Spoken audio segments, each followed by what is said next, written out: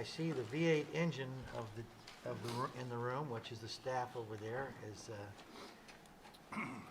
starting to finish their fuel up.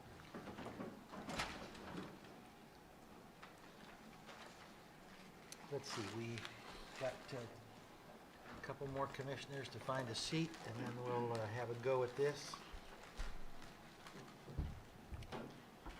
And continued nibbling is all eligible as a accepted practice around the table.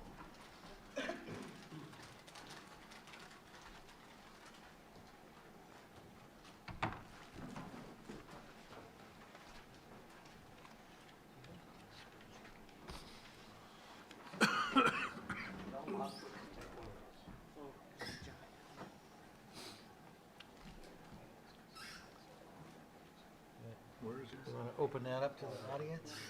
There he is.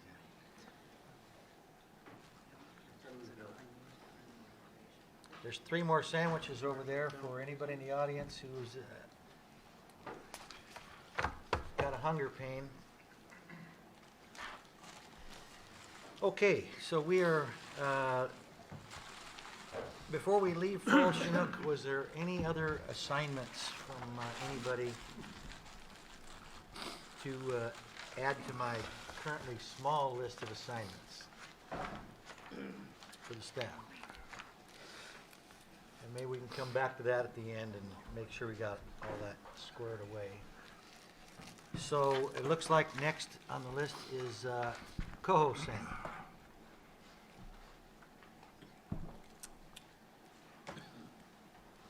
So go ahead and take it away. All right. Thank you, Chairman Isaac. So we put up on the screen the coho packet. It should be labeled at the top, coho, under the heading. As you recall, there were two issues for coho. At the previous meeting, the allocation of coho impacts was deactivated. It was essentially, that was just the prioritization of coho impacts for fisheries. So what I'll be reviewing is just issue number 2, and that is the allowable main stem commercial gear for coho.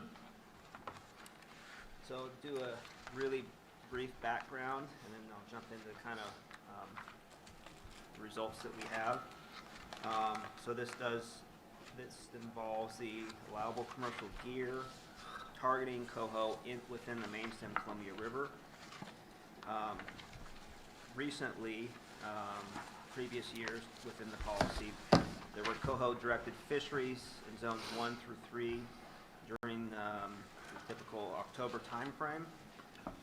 There was, the policy prohibited following 2017, but small mesh gill nets were allowed to target coho. And then we also currently have tangle nets being used to fish for using the mark selective fishery approach, so releasing adipose intact coho. Also, purse and beach seines were used during 2014 to 16 within the September timeframe. Mark selective approach as well, pilot fisheries. All these gear do catch coho, but obviously at varying levels, and so that's kind of what we'll be going over. Additionally, pound net fishery has only test fished this last year, 2018, and is ongoing now, so we don't have much to pull from for that. So with that as the background, I'm going to go into the actual results. So that's on page 3. Table 1, there, shows the harvest of coho within the main stem by gear type. So you have tangle net, gill net, beach seine, and purse seine. You can see during 2014 and 15 you had multiple gears going on at the same year. And as a reminder, the October tangle net fishery that's a coho directed fishery. We aren't referring to Chinook tangle net. So just for clarification, we've already touched on that before, so just getting past that point. To note, you can see the large numbers of harvested fish during 2014. That was our very large abundant coho run that came back. So tangle net caught, in 2014, you can see 18,000 fish. Gill net almost 44,000, and then you had 500 and 561 for the different seine fisheries. The reason, kind of jumping down into the seine fisheries, the harvest levels were relatively low. Part of that is time frame, fishing in September versus the tangle net fishery, and the small mesh or the gill net fishery for coho is more in the October time frame. So fishing on early stock versus late stock. So that's one difference to be noted on. So maybe I'll pause on table. Oh, the other thing is for the pilot study for the seine fisheries, we had IFQs, so individual fishery quotas on wild bee impacts. And though that was a potential constraint for the seine fisheries, most fishers did not achieve those individual impacts. But what transpired was low effort as well, just low catches. So I'll pause on table 1 before I move forward. Any questions, clarifications? Seeing none, go ahead. Okay. Table 2 is on the next page. This shows, each of these tables, table 2, 3, and 4, that we'll get to, but table 2 shows your tangle net fishery when it was occurring. It's at 2013 through 15. You have pretty descriptive pieces of the fishery, how many days it was fished, the deliveries, the number of coho landed or harvested, the mark rate that was seen out there, the size of the fish, price per pound, and total ex-vessel value. During these years, when you compare the other tables, they had a pretty decent effort, so 173 deliveries for 8,000 fish average harvested, but you can obviously see the number harvested during an abundant run of 2014 provided, I'll rephrase that. Tangle net fisheries operate really good under large abundant run sizes. So you're fishing on a high mark rate of 70 to 80%. So those abundant years provide the tangle net fishery a pretty solid ex-vessel value. At 14, you can see almost a little under 140,000 fish, or sorry, $140,000. So that's the coho tangle net. So I'll kind of walk through each of these, and we'll come back and do a little brief comparison between the gear types. Table 3 is your 6-inch gill net fishery. And that has the same, or most of the same descriptive pieces except the mark rate, because it harvests both hatchery and wild fish. You had more landings on average for the same years of 300 deliveries on average, with 16,000 fish harvested. And then you can see the abundant run in 2014 produced an ex-vessel value of over $400,000. So I might see, can you show both 2 and 3 at the same time? Okay, that does help. So a couple differences between the two gear types is you can see, look at the average value per fish. The tangle net fishery is $9.50 average versus gill net is about $12, and that is due to the size of the fish being caught. That does translate obviously into ex-vessel value difference as well. And I may have mentioned also the effort.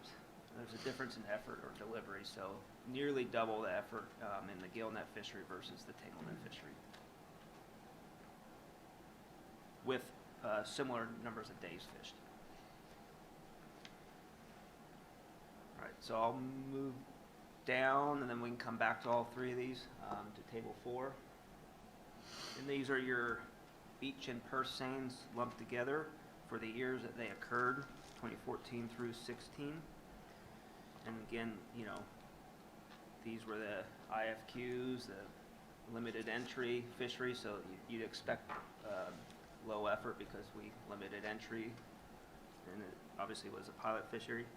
But some key parts there is you can see the mark rate on those fisheries, and this is again September, not October.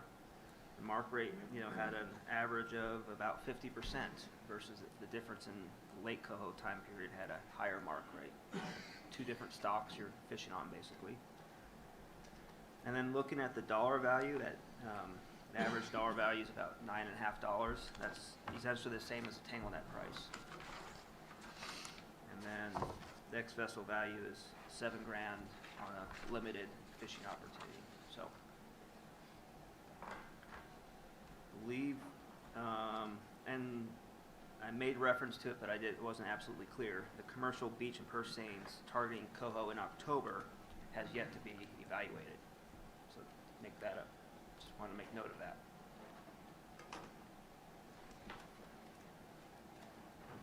So with that, I'll pause. Okay. Any questions about this information on the different types of gear for coho? Commissioner Aikenson. So a couple questions. One, so the gill nets are only allowed after there is enough impact available for that fishery. First is the tangle nets and potentially the seines. How do you determine if a gill net season will occur? So I guess maybe just a clarification question. Are you referring to in the past or how we would do that like now, like this year, for example? Just because the PRC recommendation changed things. Okay, yeah, I didn't know whether there was a specific reason you wouldn't use a gill net, but you would. Under If that Washington was, policy. That was allowable policy. Yes. You would use it along with the tangle net. It's like you said, definitely a period. tool fishery managers can consider once Oregon has the necessary discussions for their adaptive management piece, for example, this year. But yes, we set the tangle net first, and then if there's sufficient impacts, the gill net fishery, 6-inch gill net can go in as a hypothetical. It also, get in later helps avoid more steelhead too, so that's an added So the timing bonus of thing. the effect of the timing. And then, are there ever impacts left over from that fishery or not? Or So, from either side? yeah, so another clarification question. Oh, right, there are no impacts on that. Well, so LCN, those are ESA fish, the Lower Columbia Natural Coho. For example, this year, we have a planned fishery, collectively non-treaty, that would be 18%, but we're allowed up to 23%. And we're likely to be constrained on other things like upriver bright, fall chinook. So we probably won't achieve full ESA usage of coho, Okay. as an example. So people have talked about the problem with PHAS and hatchery fish on wild fish spawning areas. With the coho, is that a concern with this high hatchery mark rate? That there are a lot of hatchery coho that maybe have potential to go to spawning streams? I would say yes. The answer to that in Washington is yes, that we do have a lot of coho hatchery fish in our spawning grounds and have some PHAS concerns with those fish, just like fall chinook. And are there any methods to decrease that for conservation benefit? So in Washington right now, our tributary fisheries for coho are mark selective, but the weirs that we have in place are primarily operated during fall chinook time. So we're trying to implement a weir this year that lasts long enough to affect coho, but it's the first one we've got that we're trying to do that with. It's hard to keep weirs in place in coho time, high water. Yeah, so really we don't have as many tools for coho as we do for Paul Chinook, for PHAS.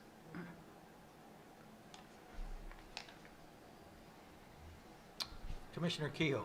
Yeah, thank you, Mr. Chair. Just a couple of questions. Cindy, you mentioned in the recreational fishery, it's mark select in the tributaries. What about in the main stem? Yes, it is, all the way up to the Hood River Bridge just above Bonneville Dam, and that's the ESU boundary. So above there, the coho are not listed, ESA listed. So downstream of the Hood River Bridge, the sport fisheries are marked selective for coho. Okay. And then turning to table 4. So Ryan, pay attention. You're on.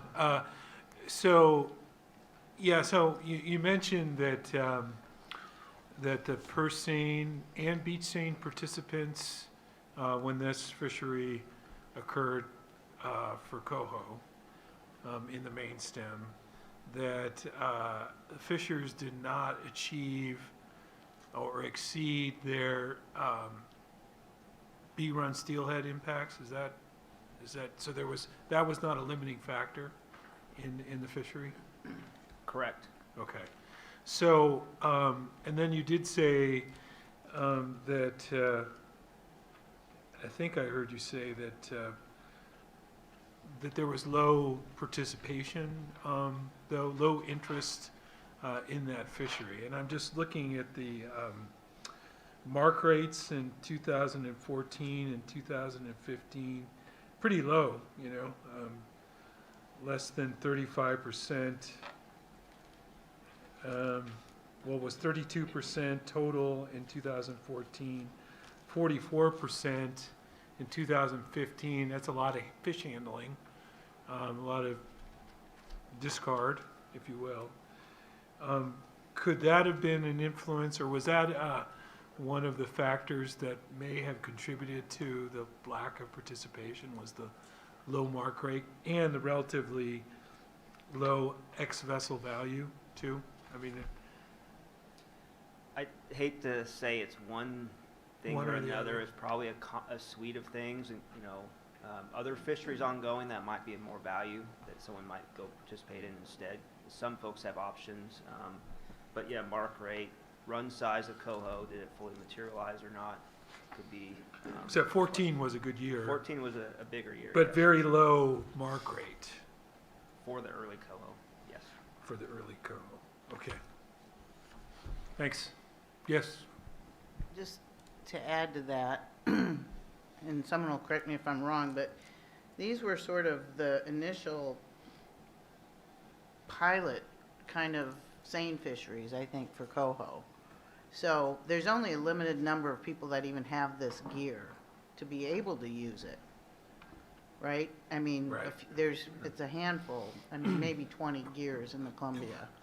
So there's only so many people that could do these fisheries, and I think these were the first years that we tried to actually set a fishery to do that. So you're going out there kind of not knowing what to expect. And then the big key on the mark rate is these seine fisheries occurred in September, where it's mostly early stock coho, which have a lower mark rate, a lower clip rate, intentionally, because a lot of them are bound for above Bonneville Dam in reintroduction efforts. And then the other two tables, or the top table is focused on lake coho, which have a higher mark rate. So that's the difference in the mark Okay. rate, Yes. is the stock.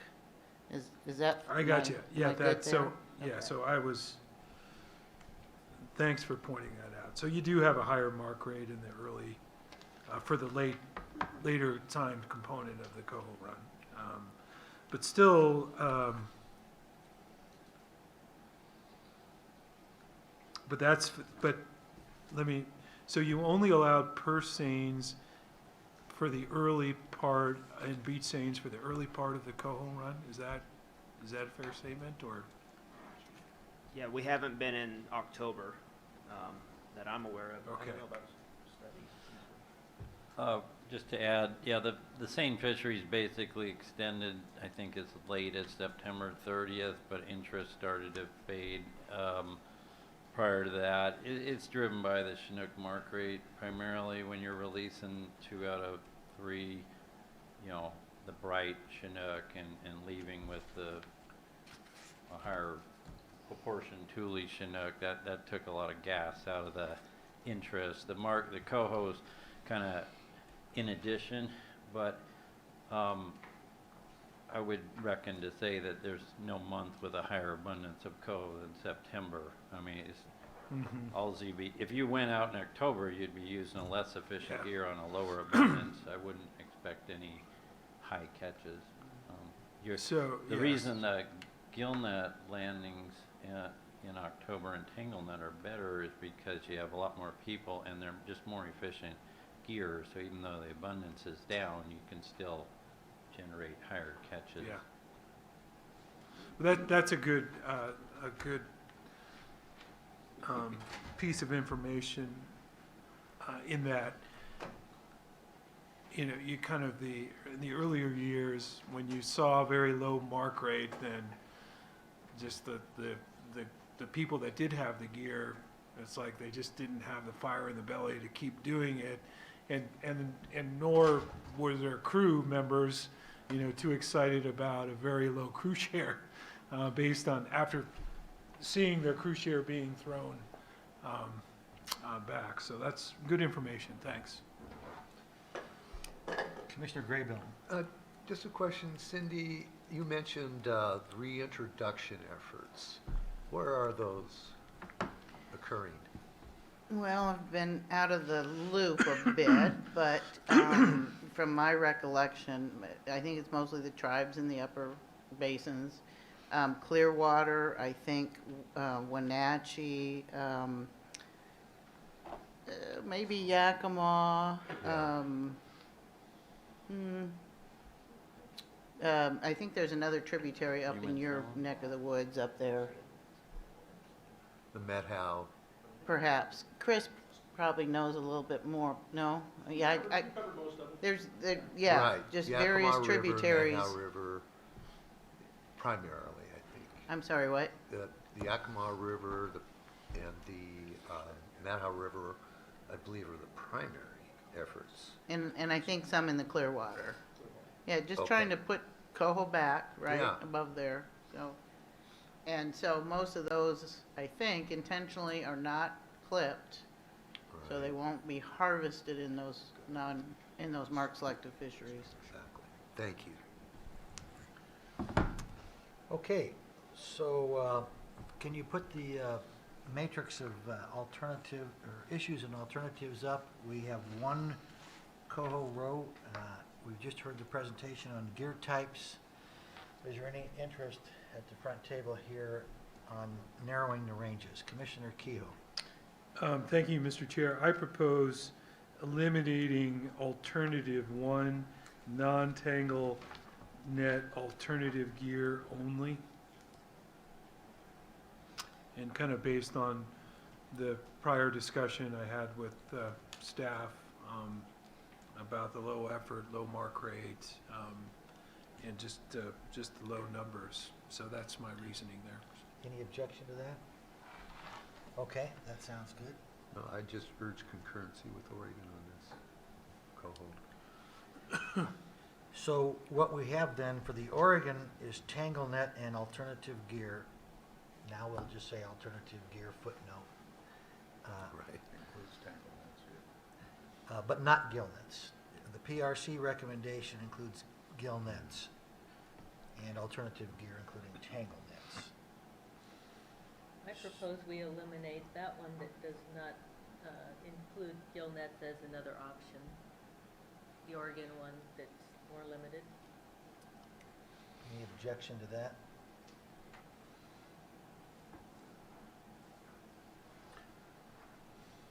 Commissioner, What's that do to the commercial fishing? In terms of their, It would give them full options relative to what the staff proposes for either type. So that would remain open to the compact flexibility would be open to everything.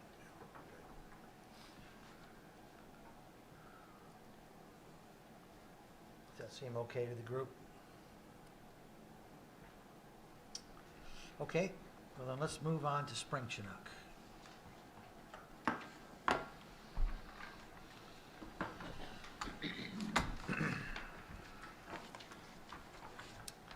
And who's in the batter's box for spring Chinook? Okay, Mickey Mantle, you're up. I always get the long ones, apparently.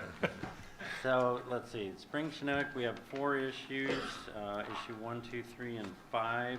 A little background on each of those. Issue 1 is related to the allocation of upriver spring Chinook impacts between the non-treaty fisheries. Specifically, we're talking about recreational and non-treaty commercial, and this is specific to the ESA impact allowed on upriver spring Chinook. It's not the harvest of fish. We provide some background in the middle paragraphs on page 1, review of our status quo. Right now, we have the February PRC, which is also the current Washington policy, and that provides for a fixed sharing of 70% recreational, 30% commercial. The Oregon Commission has not formally acted on the PRC February recommendation, so currently Oregon remains at their original 2013 long-term policy of 80% recreational, 20% commercial. We were asked to look at a couple alternatives shown here on top of page 2. Alternative 1, which would be similar to what occurred back in 2011 through 13, would be to go back to a 60% recreational, 40% commercial. We also looked at alternative 2, where we were supposed to consider an abundance-based matrix. And then alternative 3 was looking at a 65% recreational, 35% commercial. And I'll just continue with the background in each issue and then move to results. For issue 2, that pertains to allowable main stem commercial gear. We provided some background on how the fisheries have been managed in the middle of page 2. Current policies are a little different. Let's see, the February PRC / Washington current policy allows main stem gear types to include tangle nets, prior to the upriver run size update, and tangle nets and gill nets post update. Oregon again hasn't acted on the February PRC, so therefore the Oregon policy currently restricts commercial gear in the main stem to tangle nets for use only after the run size update. Issue 3 is in terms of allocation of these same upriver spring Chinook impacts within the recreational fisheries. I think we covered this at the last meeting a fair bit. We did provide background on the bottom of page 2. In terms of the options that are on the table right now, we have the current status quo, which would be 75%, within the 75%, oh boy. Within the sport allocation, 75% would go to the lower river below Bonneville and 25% to fisheries upstream of Bonneville. And then within that 25%, the current sharing is basically 40% of that goes to the area from Bonneville Dam to the Oregon-Washington state line, and 60% goes to the Snake River.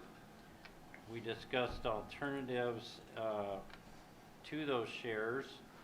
Alternative 4 would be to change from a 75-25 to a 70-30, and then there was some sub-alternatives addressing the within sport share, let's see. Yeah, alternative 4A would be to change the allocation for fisheries from Bonneville to the state line and for the Snake River to a sharing of 4258, and then alternative 4B is a sharing of 3367 for those two sub-areas. And issue 5 is the allocation of unused commercial impacts. Status quo is the two states differ in their language on this. Alternative 1 would be the Oregon policy where any unused commercial allocation goes to escapement. Alternative 2 would be Washington policy where that can escapement, unused impacts can go to escapement or upriver recreational fisheries. So moving on to the results for issue 1 on the allocation, we prepared a table similar to what we've shown for other stocks. This compares the average annual angler trips, now this, again, this is below Bonneville only, and expected main stem commercial value for the 4 different upriver sport commercial allocation scenarios we discussed. We have not done the abundance-based matrix at this time. Outputs as presented in this table are based on what actually occurred in 2013 to 18 and then adjusted to these hypothetical shares. We also want to point out that these aren't necessarily estimates of what will occur in the future. They're kind of a reflection on what would have occurred in the past. However, I would note the longer the time frame for your analysis, the more it starts to represent the average going forward. So what we see is on the current status quo of 70-30 with a pre-update tanglenet fishery and a post-update tanglenet or gillnet, we see about 115,000 angler trips and a commercial value of $313,000. If we went to an 80-20 sharing and only post tanglenet fishery, the angler trips would stay the same, but the commercial ex-vessel value would drop substantially. And I'll address that, the sport trips in a second. On another option would be 60% sport, 40% commercial. Gears as shown, that provides for a smaller, fewer angler trips, 109,000, but increased commercial value of just over $500,000. Like I said, we didn't do the abundance-based matrix, and then another alternative that was proposed was at the last meeting, I believe, was a 65% sport, 35 commercial. That shows angler trips somewhere between 60% and 80%, 60 and 70%, and commercial value of just over 400,000. The key points are presented in the middle paragraph on page 5. Similar to other stocks, modeling indicates that there's a significant gain in the commercial ex-vessel value as the allocation increases and the use of gillnet gear is allowed. We did see some change in angler trips here again, particularly between 60 and 70, but we didn't see a lot or any change from 70 to 80%. Again, we're touching on this nonlinear issue, and after analyzing all these years, it appears that there was just bigger issues at play, and during this time set, there was changes in run size or fishing conditions kind of overwhelmed the change in allocation. And because this nonlinear angler trips is so confusing, we provided a couple of examples at the bottom of page 5 and the top of page 6, trying to describe how it can possibly be that increased allocation doesn't yield increased angler trips. And I think the two examples here dealt with just how the run size played out, and a real good example is this last year we could have benefited from a higher allocation, but the passage at Bonneville Dam was so bad that there was concern about the overall run, and so even though there was available impacts, fisheries were not extended. Therefore, it didn't really matter if you had the allocation or not. The bigger issue at that time was escapement and conservation rather than utilizing allocation. So I'll pause on that table 1 for any questions. Questions on table 1?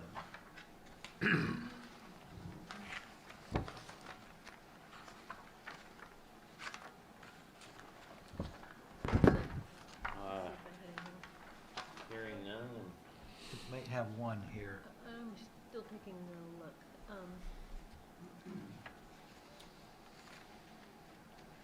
I had a question, just, it's been Oregon policy to not do the tangle nets until after the update, and I know that's not been very, it's not very functional for getting at allocations above 80/20, because the commercials can't get into the river to fish until pretty late.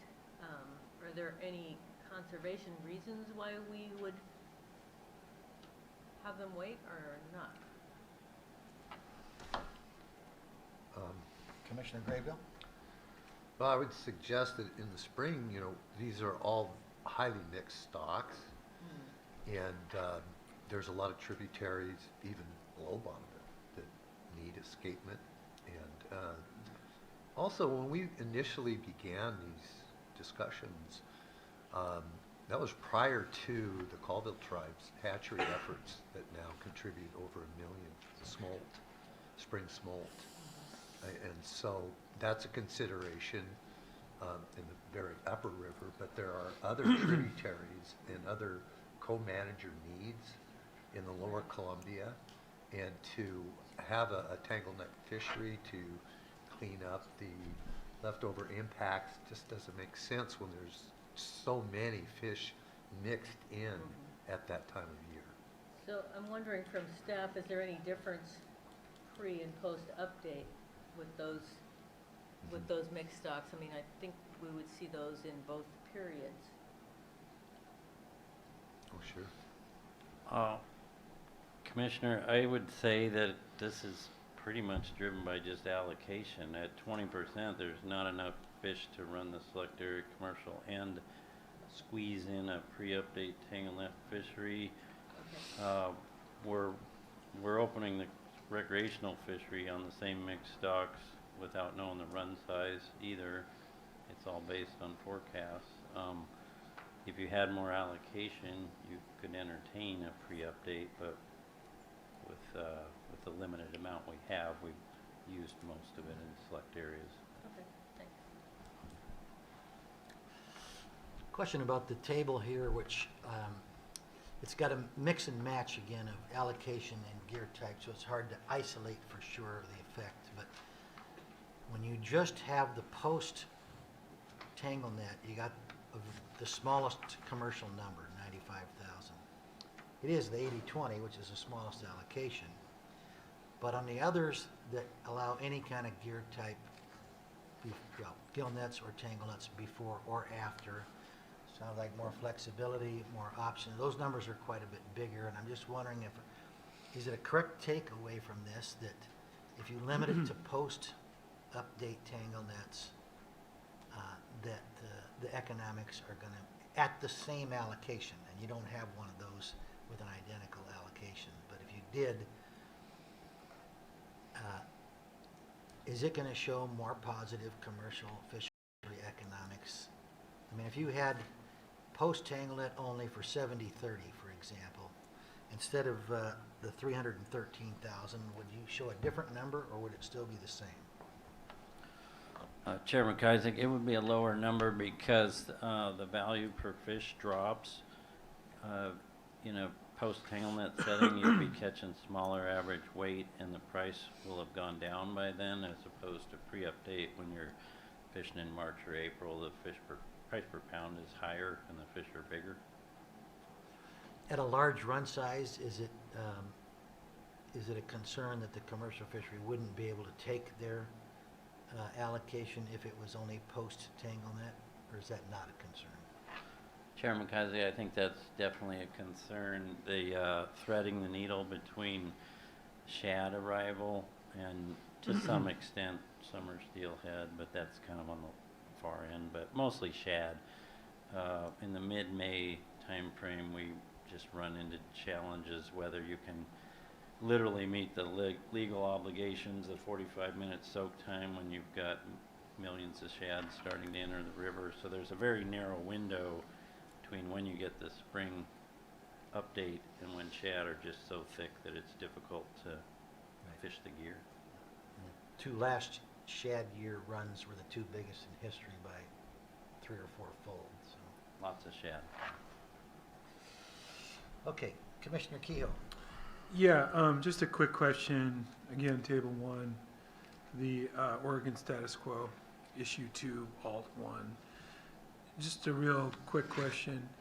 Did we ever have a year where it was, this actually played out, where it was 80-20 and post-update tangle net fishery only? Did this actually, do we have an observed event for this scenario? I believe since that policy was adopted, we've not had a main stem fishery because of the challenges we just discussed. Yeah, I think if I recall correctly, there was 1 year where Washington and Oregon were not concurrent, and it was going to be I think our commission gave the direction to our director at the time to work with the Oregon director. But as I recall, it never really came to fruition because there was not sufficient run size to allow for a post-update fishery. That's, for some reason, that's kind of resonating in my head. I see John shaking his head affirmatively. So. I believe you're correct. I think that just by the time we got clarity on the river run size and available fish, it was around June 1, and we just knew there was way too many shad. Okay. So then this 95,714, this is again your modeling exercise, just kind of looking back what we would likely have observed if this option was in place. Just the word, yeah, the post-update tangle net only, 95,000 ex vessel value. Yes, okay. Correct. Okay, thanks. Okay, there's a couple of tables coming up on gear, and then maybe we can take up allocation and gear together before we move on to the other ones. Okay, moving on to issue 2. Let's see. We have provided some background on the middle of page 6, but table 2 just shows the harvest of spring chinook and entangle nets and gill nets, both of those being non-mark selective.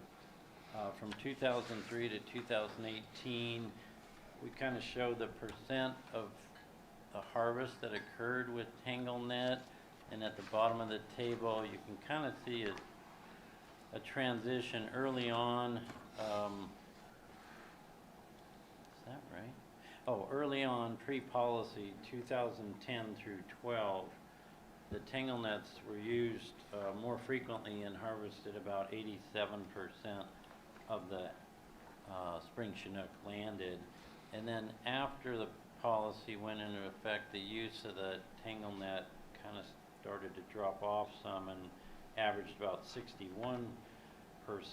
Part of that was due to just lower allocation and less flexibility to use the gear, and the other part was related to the frequency. If your policy only allows you to do it post-update, just the opportunity to use it goes down. So I think that was the main points on table 2. Is there any questions? Seeing none, go ahead. Table 3 was another result we wanted to provide. It's just kind of more information on the spring Chinook, main stem, commercial tanglenet, gillnet fisheries, kind of zeroing in on value. Particularly, we looked at 2013 through 16. On average, we had about 6 days open, about 69 vessels participating per opener. On average, they landed about 4,300 spring Chinook, worth about $380,000 ex-vessel. And we provide some costs to the fish of operating the fishery, hypothetical costs, and then some return on investment. This was a table that was done for another exercise, but it just shows that there was a net gain, a net profit based on our modeling for the fishermen in each of the years. Okay, any questions about that? Just one comment. So 2017, 2018, 2019, there was no spring commercial fishery. Is that correct in the main stem? I think 17, 18, and 19, no main stem, just select area commercial. Okay, well, let's take a look at our spreadsheet of issues and alternatives for the allocation and the gear type, and see if any of this can be narrowed. So let me start with issue number 2, the one that has no alternatives. So we have the PRC recommendation of any of the gear types, tangle nets and alternative gear, including tangle nets and other things, any period, gill nets, not in the early period, but in the after period. Oregon, in the gold box, shows tangle nets only, post-update. Is there any... That's not something I would support, again, because of what we talked about, these mixed stock fisheries and reintroduction efforts. Okay, so in terms of looking for a consensus of, I guess, whether to eliminate the current Oregon position, Commissioner Graybill's objecting to that because of the mixed stock part of it. And could you say again why that's of a concern? Well, if I'm clear, this is after, these are the leftover recreational impacts. No, this is row 2, allowable gear. So this would be for pre-season planning. What Okay. if there is a commercial allocation, whether it's 80-20, 70-30, or any of the Right. other ones, Okay. what kind of gear would the commercial fishery be allowed to use Okay, I'm sorry. pre and post update? Yeah. Maybe I'd ask the Oregon folks how they feel about keeping tangle nets post as the only allowable gear. I don't feel like that will work very well with any allocation other than the 80-20, so I don't think it provides us enough flexibility. You okay with scratching that one for further analysis tasks from the staff and consideration in November? Okay. On the allocation then, we have a 70-30 from the PRC recommendation. Recall that had a kicker for 2019 only, and this is for 2020 and beyond, so there's no footnote on that. 80-20 in Oregon, 60-40 for alternative 1, abundance-based matrix alternative 2, and 65-35 as alternative 3. Now, we didn't see any analysis of the 65-35, if I got that right, or did we? Yes, We did? Yeah. it's on table 1. Oh, yeah, that's right. There it is, okay. So, Mr. Chairman, Yeah, go ahead. so I'm going to propose, for consideration, consensus, a removal of the 80/20 option for further consideration. I think, we look at the commercial ex-vessel value, and it's just far below the other options, so I would suggest that we remove that. And I also, in the spirit of fairness, I think the 65-35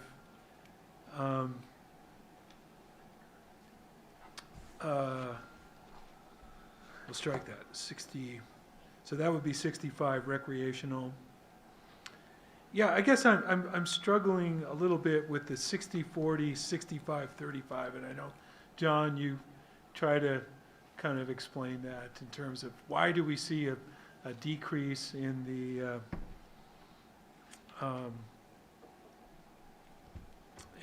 angler effort when you have a higher allocation. I don't know, but so let me just say,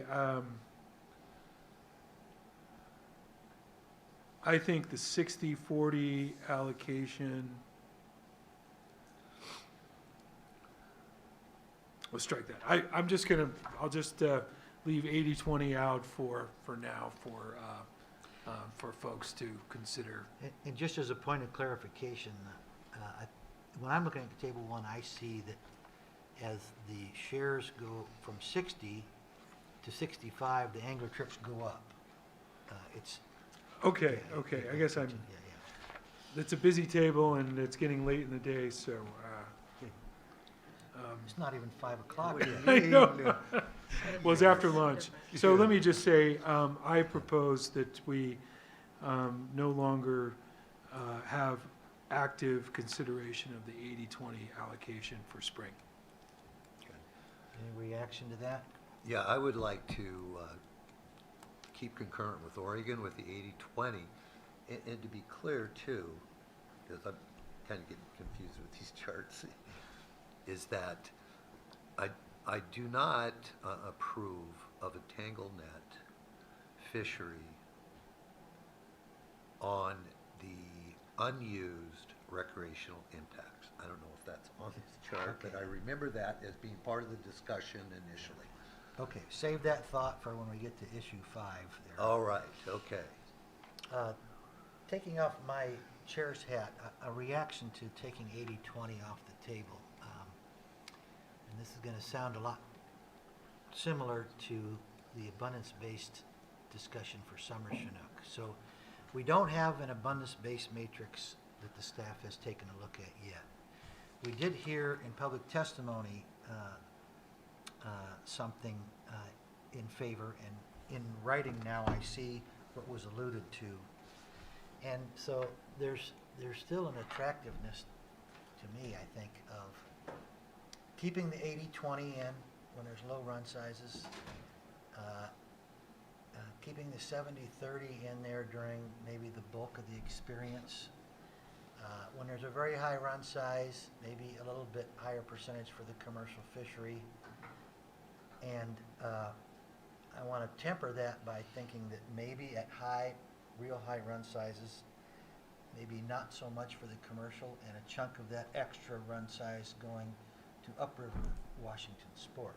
That gets into the next one a little bit, but I'll just want to try to say a reaction here is the same as summer Chinook, that maybe at the lowest run sizes is not going to mean that much to the commercial fishery, but could for the sport fishery. At high run sizes, then maybe that's where the quid pro quo would come in. And there's, in anticipation of further thinking on the upriver spring Chinook splits inside the recreational fishery, that's going to be a very contentious discussion, and I'm just wondering if at high run sizes there might be some mechanism there. Commissioner Finley. I wasn't at the February meeting, so how did the PRC arrive at the 70/30? Or why? And I'll give my recollection, and maybe the other folks can as well. So the initial layer of struggling was that the purpose of the harvest reforms included trying to maintain and enhance the commercial and sport fisheries. And over the course of 5 years, the commercial fishery had shown quite a decline. And so there was consideration of more across the board or somewhere to try to make the commercial fishery more whole to this failure of the plan.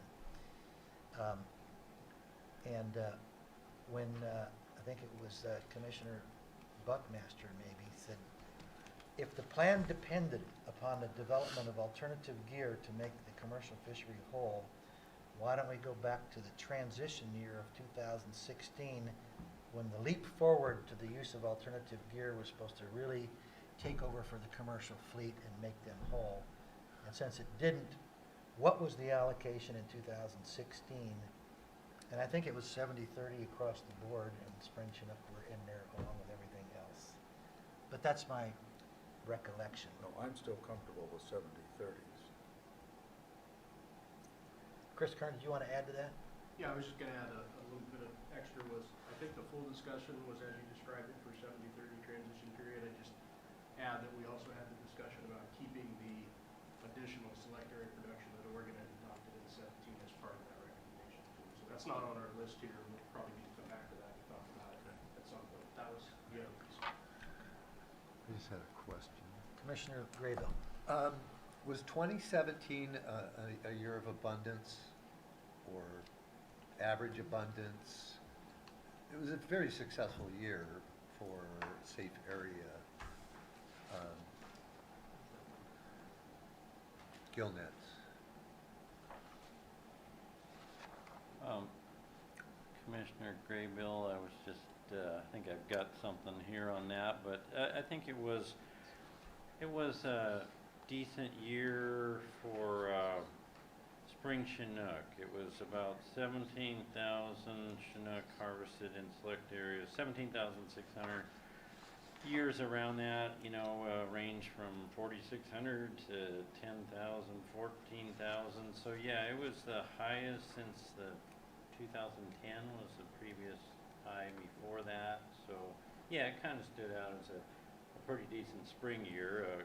Coho and fall Chinook weren't too good that year. Right, but say against the 10-year average, was it mid-range, high range? 10-year average would have been 11,600, and it was 17,600, so Oh. above average. All right, thank you. Thanks, John. Perspective, Commissioner Atkinson, on, so we've had some speaking in favor of removing 80-20, some comfort with removing 80-20, some opposition to removing 80-20, an abundance-based matrix that could get to 80-20, but just at low run sizes, not across the board.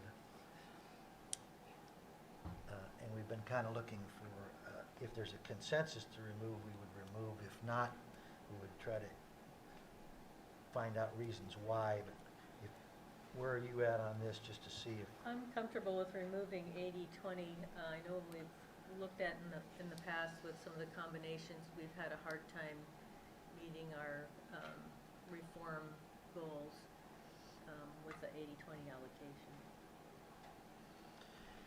So Commissioner Graybill, maybe back to you.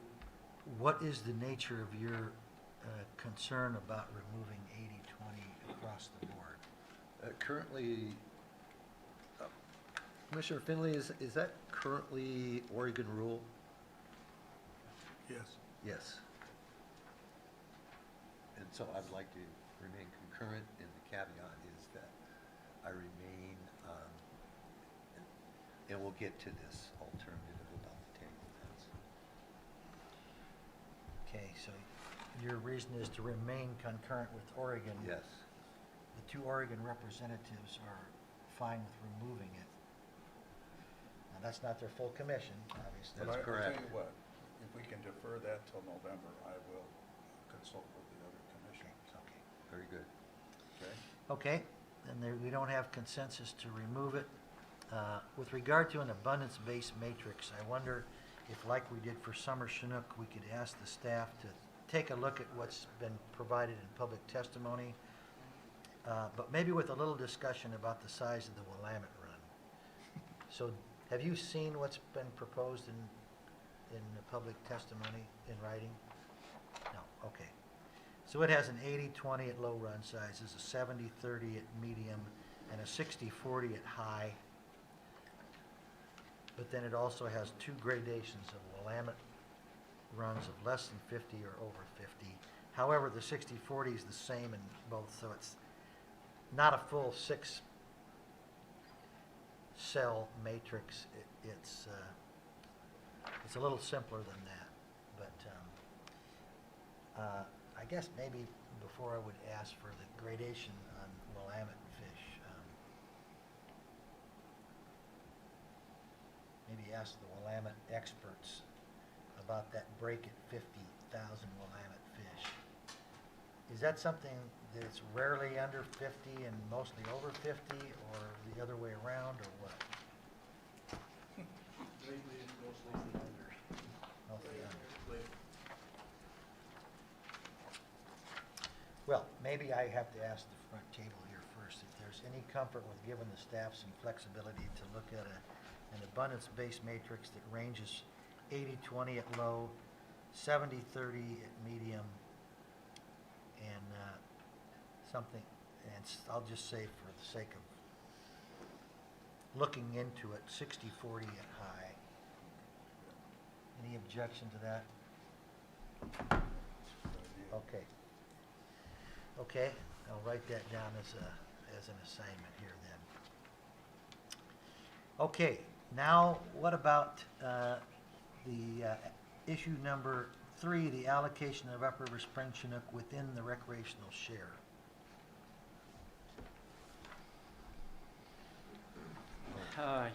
Okay, on that, in terms of analysis and results, I think prior focus had been on comparing a fixed 500 fish transfer. At the last meeting, we talked about moving to a percentage-based approach, which we've done here in a series of tables that step through the differences in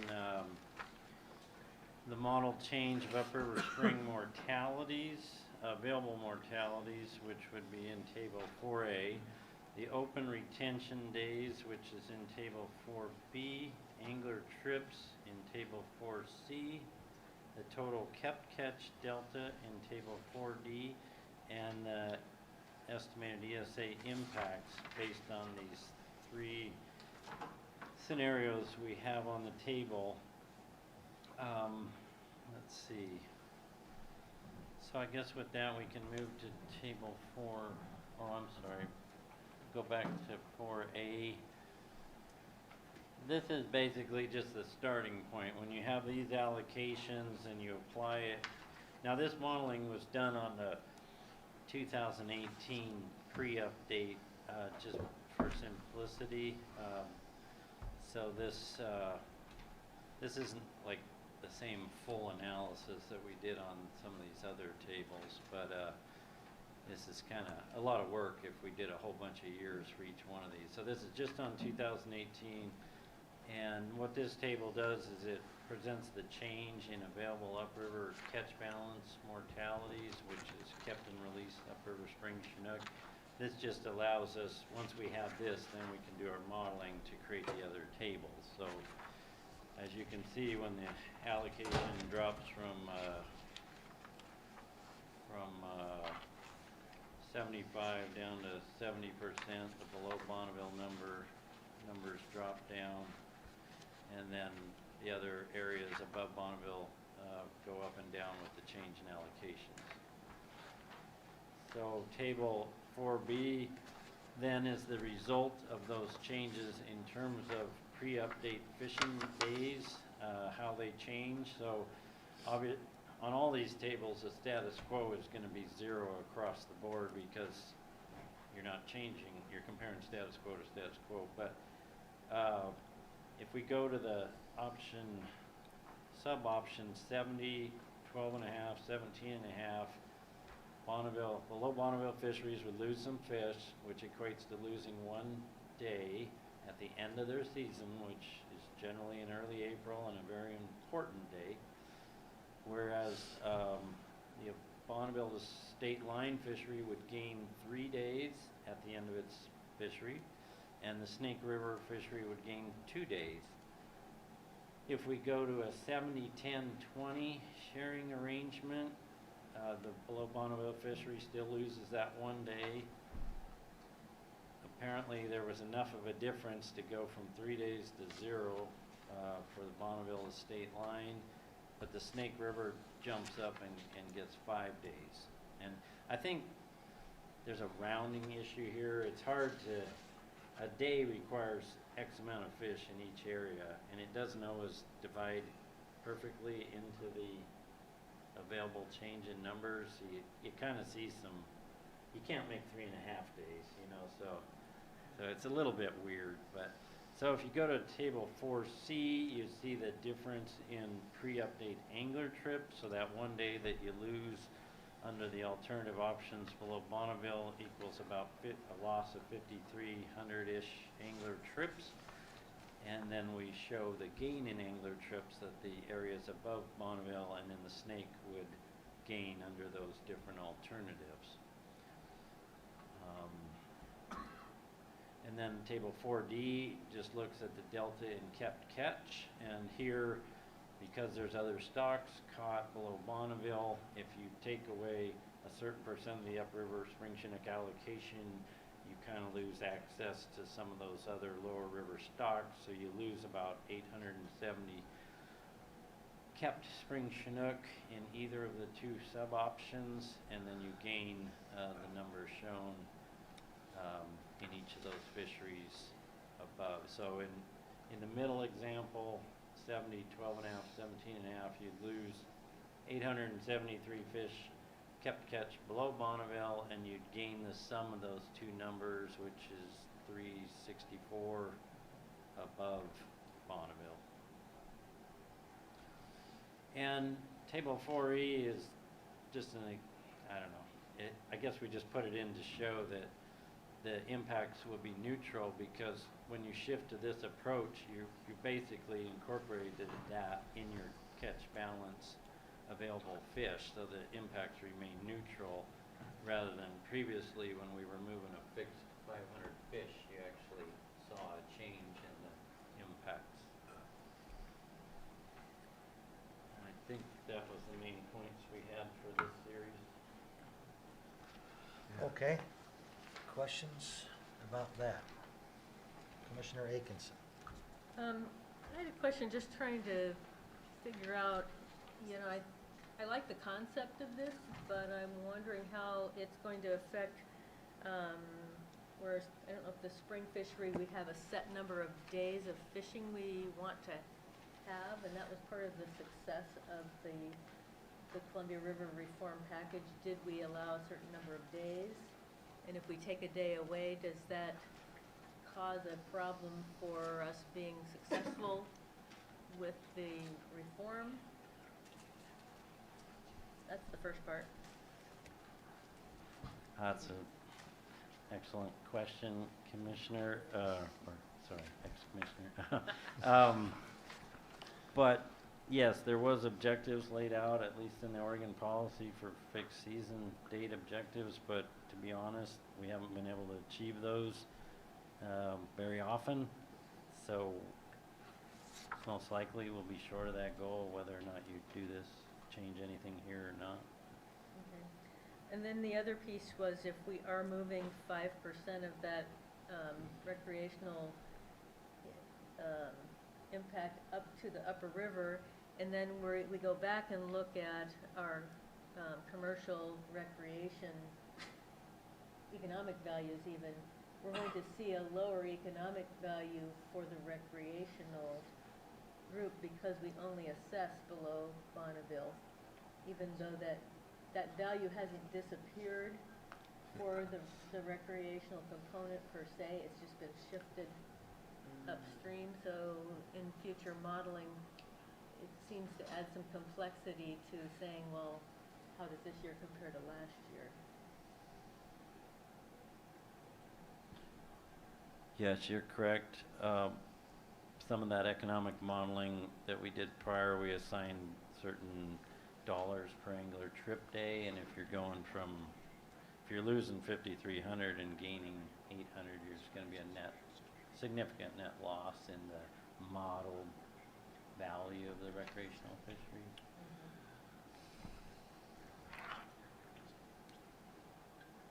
Okay. Any other questions?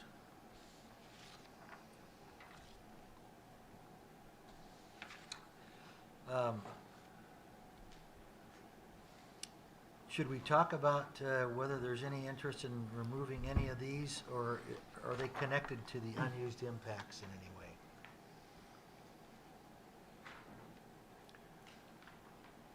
Should we go through the unused impacts presentation before we come back to whether we want to narrow the alternatives for issue 3? I think that's a good idea. Okay, let's do that then. Yeah. So I'll be running through issue 5, the allocation of unused commercial impacts. As I spoke to earlier this morning, we do not have any materials provided on this analysis, but we'll give you the bottom line of what we can provide, prior to the next meeting in materials. Much like the summer Chinook, I guess, but before I jump in that, I want to be a little clear that this is regarding allocation of unused commercial impacts. There's no policy prescribing how recreational unused impacts transfer. That being said, we'll kind of walk through the commercial piece and I'll come back to what we do in the recreational sector. So for commercial uses, if you have the 80-20 split, it's the current Oregon policy, most of that 20%, as John alluded to, or all of it, can get caught in the select area fisheries. So under a scenario like that, you wouldn't be transferring anything because every bit of that 20% of the spring Chinook impacts are being used by the commercial share.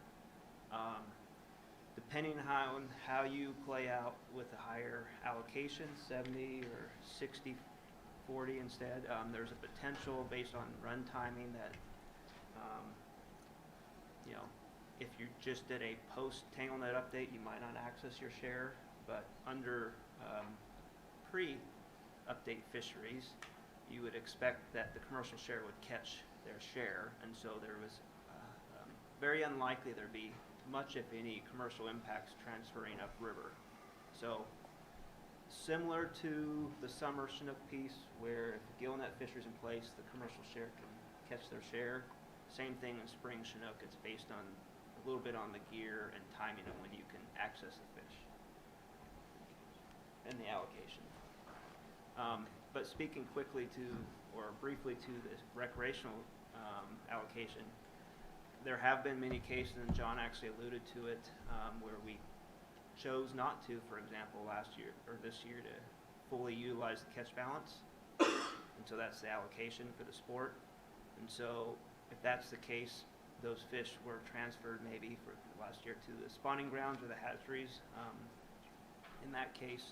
However, we've also been under scenarios like in 2018 where we actually did move impacts into the Snake River fishery to give them more opportunity. So there's been a little bit of transfer within the recreational fisheries or not fully utilizing those within the recreational fisheries, leading to escapement. But again, that piece is not spoken to in the policy. Okay.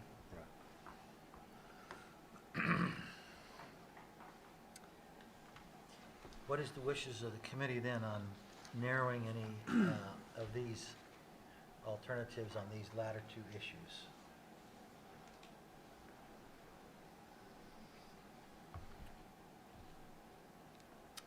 Let me look at the upriver spring Chinook allocation one. We've got 2 on the board with a sub-break of 4A and 4B.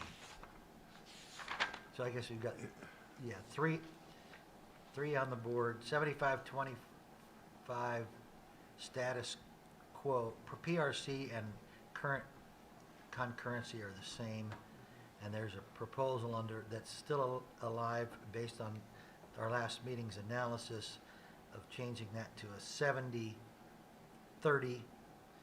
and the 30 has two splits of 4A and 4B, and how much in Zone 6 and how much in the Snake River. Moving this to November, is there any consensus to not move all of these two forward to November?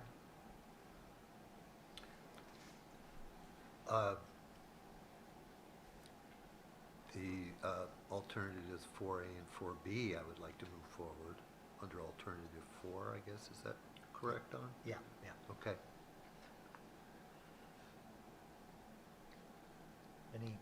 Everybody okay with that? I mean, we're looking for consensus to remove as opposed to consensus to Right. keep, but, okay. Well, why don't we figure that those issue 3 alternatives will all move to November. Okay. Now, about the unused impacts. So Commissioner Graybill, you had something about that?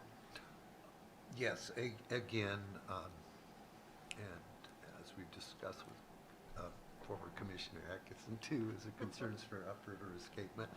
And because of the mixed stock character of the post-update in spring, recovery efforts, even some of the tributaries that are below Bonneville Dam, I would like to see the unused recreational impacts transferred upstream. For escapement or For for escapement. fisheries? For escapement. So allow no fisheries then, Right. escapement only? Right. Which is different than Washington's current policy. Well, then I think that would be good to do as well with the commercial if they're unused. This is So just they- for commercial.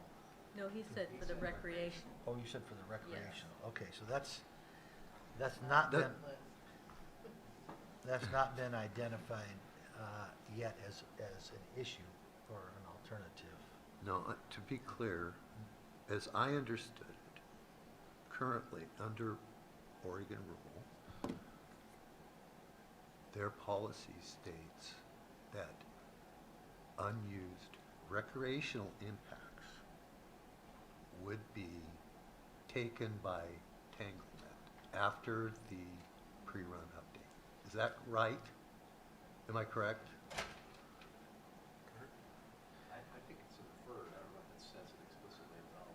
I'll look at the rule real quick. Yeah, I believe, and that's what I want to have transferred upstream. It's not Okay. the, you understand now?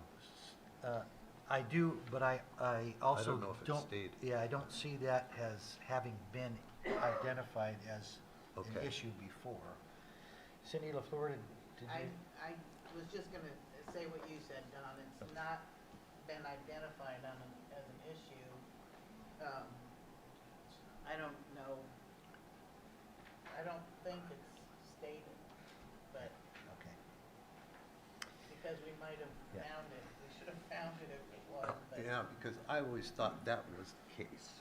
Okay. That's what I was trying to clear. Well, let's give Mr. Kern a moment to find out if it's the case, and then I guess we'd Sorry have about to, the confusion. we'd have to wrestle with the idea of, do we want to introduce new issues at this stage of the game?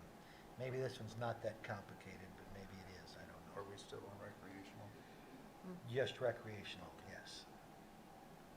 Or maybe we can give him a moment while we talk about commercial. I'd like to have the same flexibility that we discussed before of if there's a known population of hatchery fish, you may want to direct fishery pressure in there if they're marked select. If they're not marked select, then how do you tell? So I think there are upstream, but John North? I believe I caught the question, and I think it's, under Oregon policy, it would be allowed under a rule we have, speaking to additional commercial opportunity. It says, additional opportunity for main stem commercial fisheries shall be provided, A, if recreational fisheries are predicted to be unable to use their allocated impacts, 2B, if established objectives for main stem recreational fisheries are predicted to be met. So I would think those would be both scenarios where post-update is about the time you would know whether the sport fisheries could meet those, and that's the time you would potentially transfer any impact. It's also in another place specific to spring Chinook, so that's a general statement for most of the fisheries, I think. And then there's also one in the, specific to spring Chinook that says 80% for recreational. If recreational allocation, including areas upstream of Bonneville Dam and in the Snake River, is unlikely to be fully used, the unused portion of the allocation shall be transferred to commercial fishing. Okay.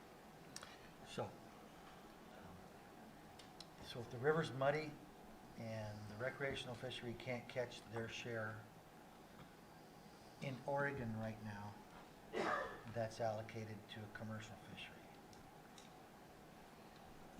In Washington, do we know what it is in Washington? Is it the same? Is that a concurrent? No. This is an unused recreational share. Cindy LaFleur? While Ryan's looking for that, I think I know the genesis of this. And this, before we had this policy, the states had joint policies for spring Chinook allocation and summer Chinook allocation. And in those policies, it had language that said, provide flexibility so if one user group can't use impacts, that they could be transferred or the other one could use them. So it was that kind of flexibility with some sort of an intent to be able to use all of the non-treaty allocation. And if one couldn't use it, the other could. And that's what I was sort of hearing from the Oregon language, but that was kind of, So it could go either. that was kind of management status quo prior to this policy. Okay. Was just having that flexibility Could go either way. when one couldn't use them and the other could. I just recall discussions in 2016 that urged, I'm sorry, go ahead, John. Ryan? Brian, I'm sorry. Go ahead, yeah. I'll take it. So looking in the Washington policy, and if you have the policy, which you don't have in front of you, but I do, page 5, under number 4, talks about additional opportunities for main stem commercial fisheries in the transition period. During the transition period, opportunities for additional main stem commercial fishery directed, nope, sorry, false alarm. That's upriver bright, fall chinook, and hatchery coho. It doesn't speak to spring chinook, so I have to keep digging. So no spring chinook in that component, but there is for upriver brights and coho for more opportunity if the recs can't use them. So So sorry, false alarm. So it's possible our policy is silent on that issue. Which if so, would then go back to the pre-policy. It could go either way. It's allowed flexibility, or it's the compact would decide, yes or no. Okay, so we have the question now of should we introduce a new issue for consideration in November that wasn't there before?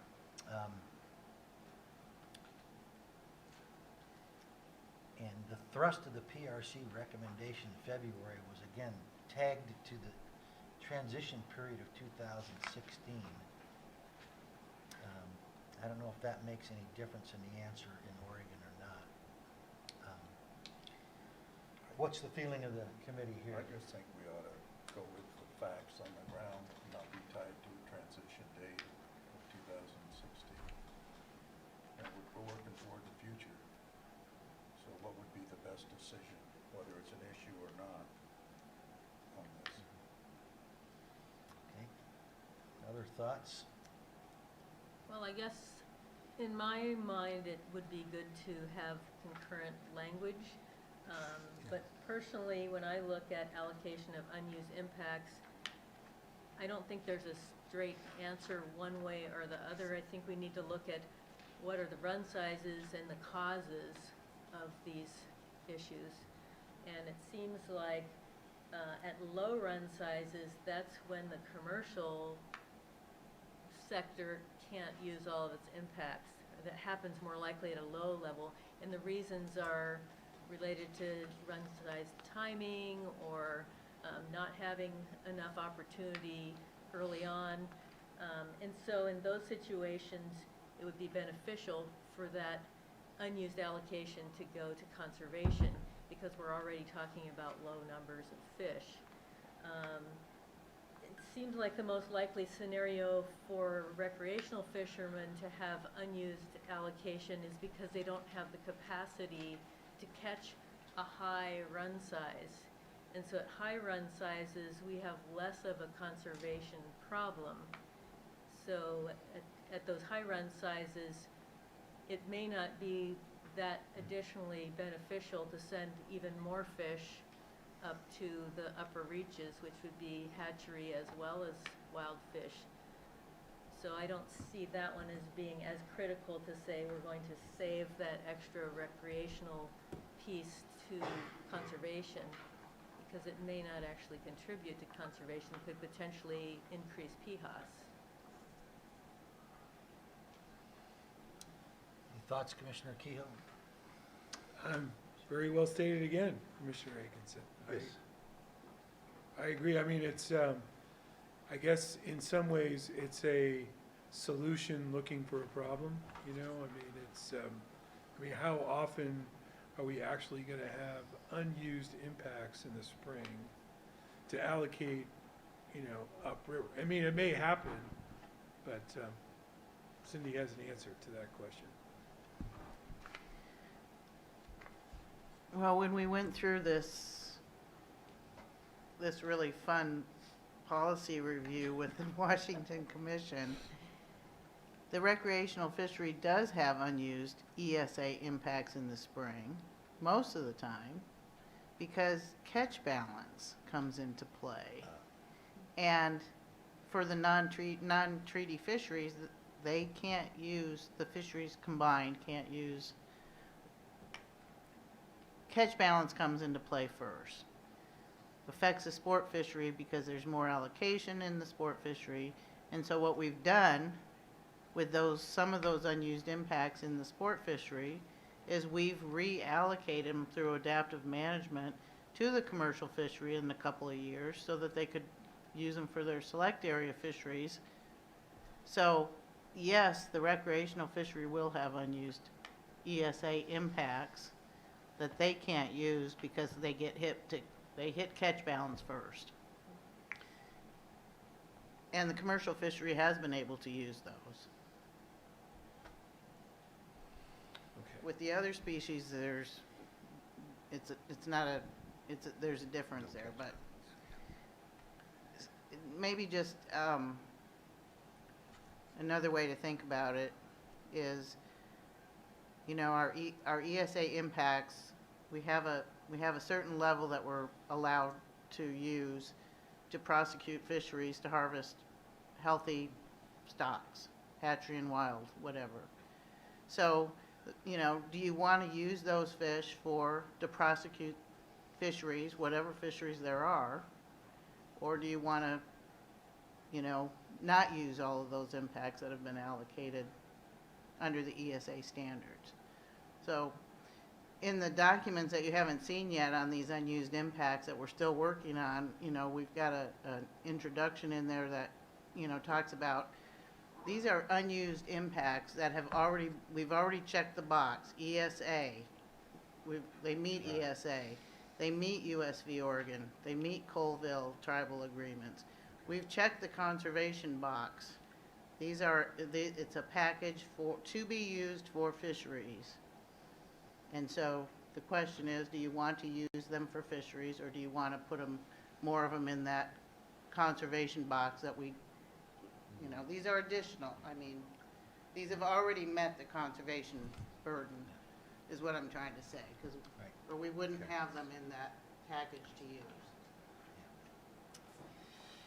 Yeah. And I guess from my non-chair seat, just from a Washington Commissioner seat, I guess I would think that in an unusual situation of a large run size and a muddy river, and there's a lot of recreational impacts that could be used, if they were not allowed for allocation to the commercial fishery and moved upstream where the water was high and muddy and ultimately were never used, it would be an economic loss to what fisheries always do, and that is catch the allowable fish that people say are okay to catch if you meet your conservation goals.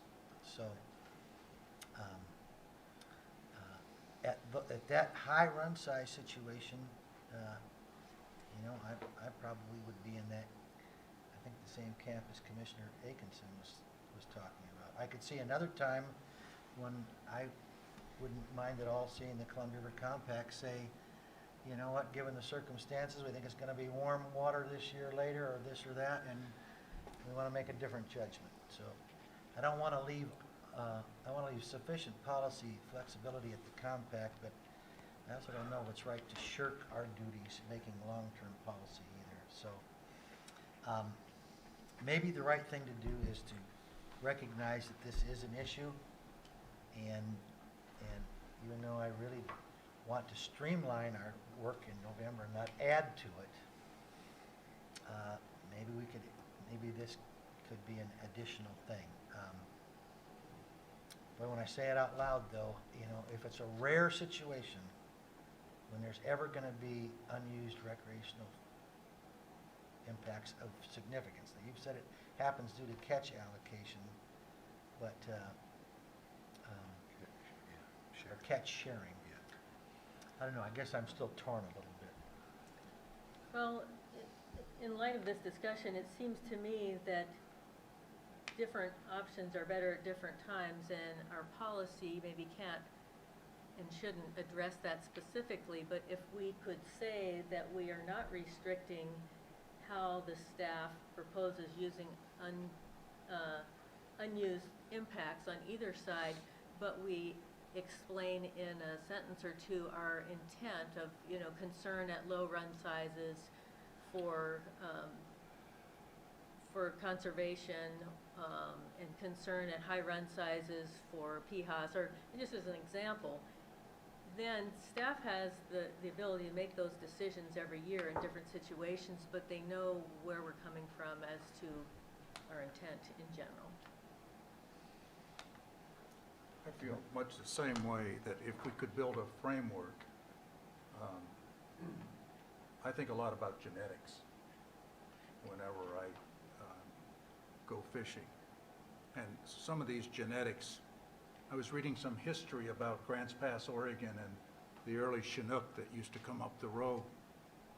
And a lot of our coastal rivers no longer have the size fish that we used to have. And so if there's an opportunity to preserve the genetics and allow them to pass, at the same time, PHAS concerns me too. And that, so if we could build a framework, much like Holly said, I think maybe we're on the same frequency, that if we have marked select, we can fish those, target that fishing pressure to take out the hatchery fish. If it's an abundant, run, we allow some different allocation. So I don't know if I just missed you, but No, I'm on I the same think page. that's where I am too.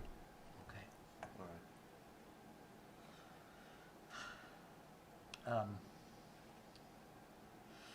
Well, let me suggest this then.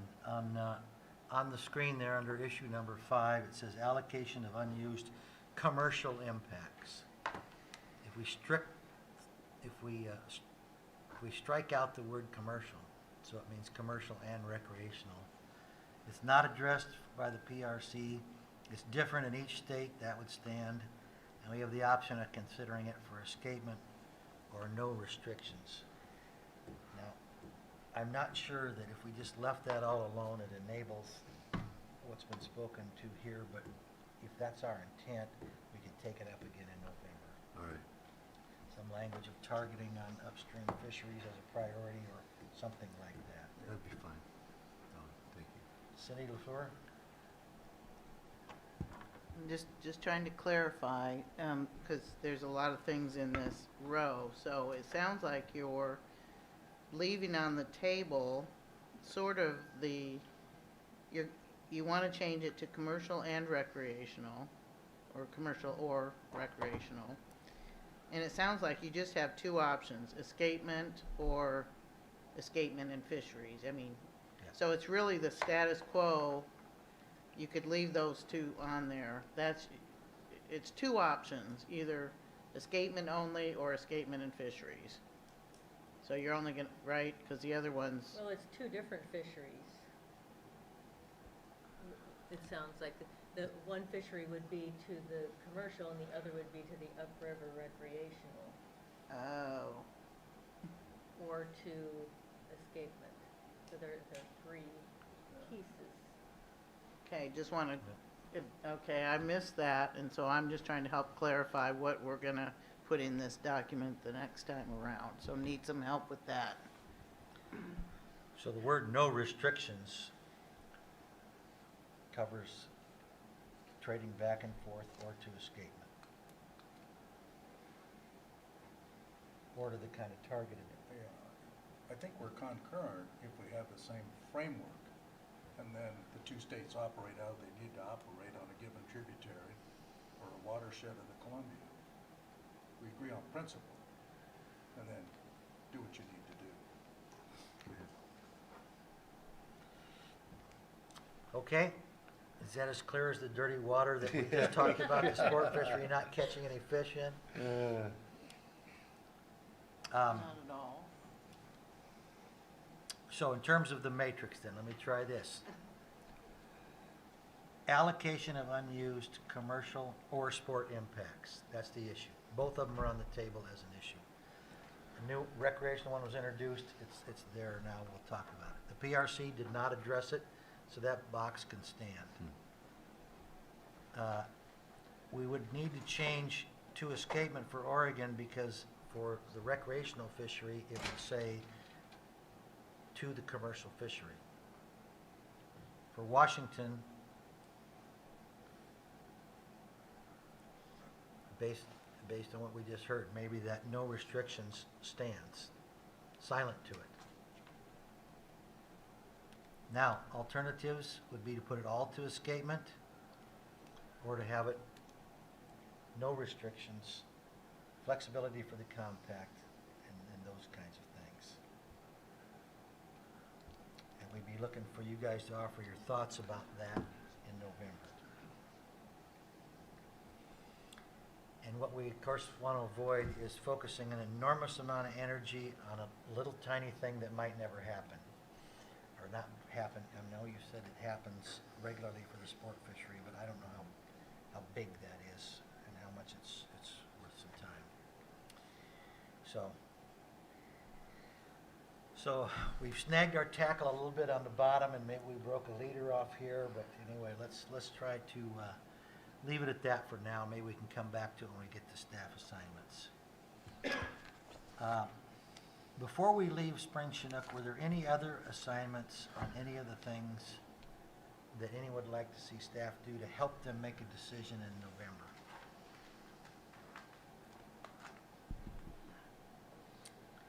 Okay, seeing none then, why don't we go ahead and take a break till 2:15 and we'll come back and look at this policy language. You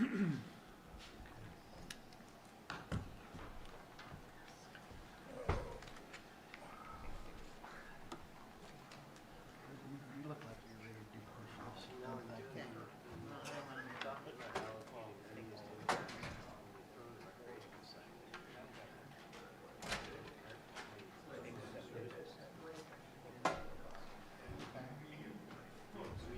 Hey, how's it going? Pardon me? Not sick, are you? No. No.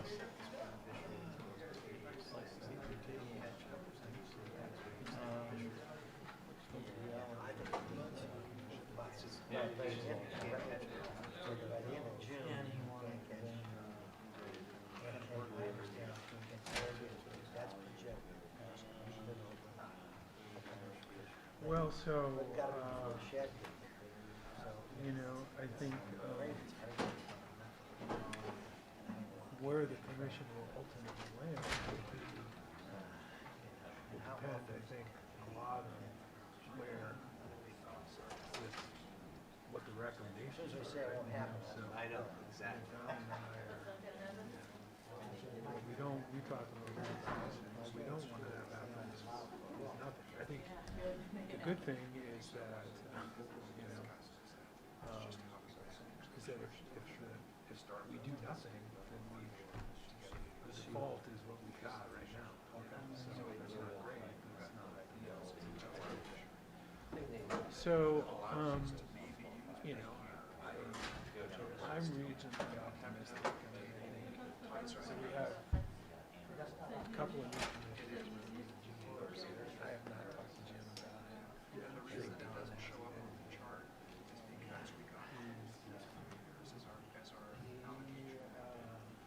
He knows all about the business. All about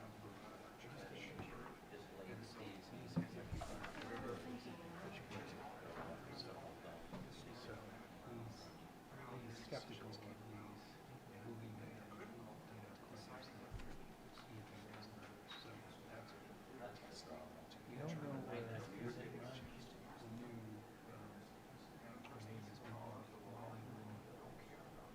She took over from Portsmouth. Don't have a good day. Steve Smith has given where he was last year.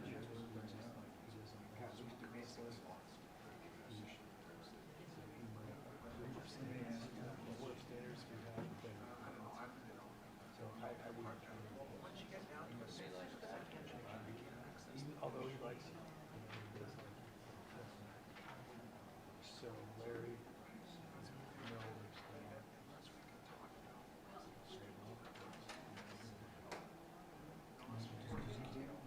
So Kimmy, she's, I don't think she's on the show.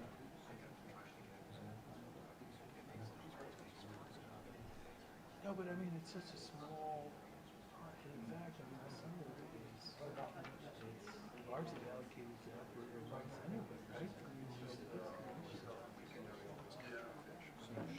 yeah, summer, you know, that the summer run is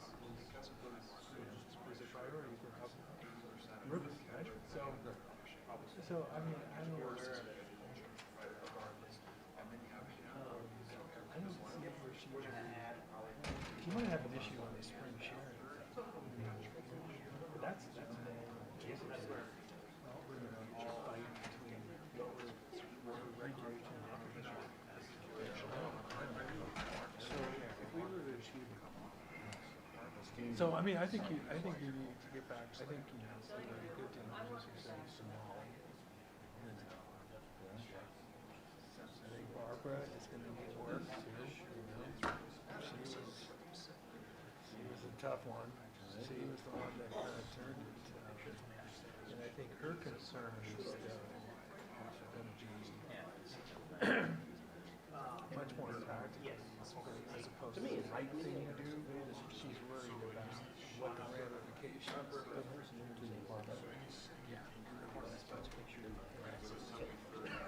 because you know if you take action in January, that's right when so that's going to be her concern. She's the thing that I don't think for the fact she wants to make sure that this big supplemental budget goes through, and you know this would be a huge. If the CCA doesn't like it, then yeah, it's going to be a major obstacle.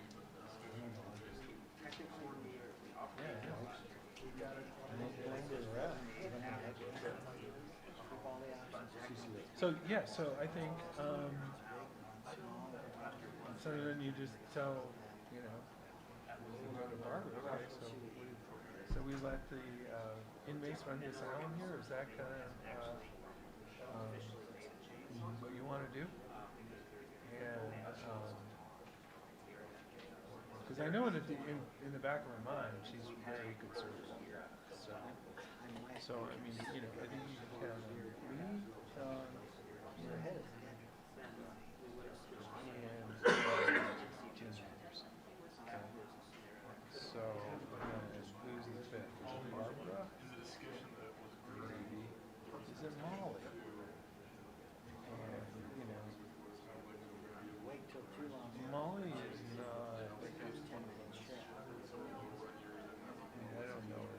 she's a rancher, right?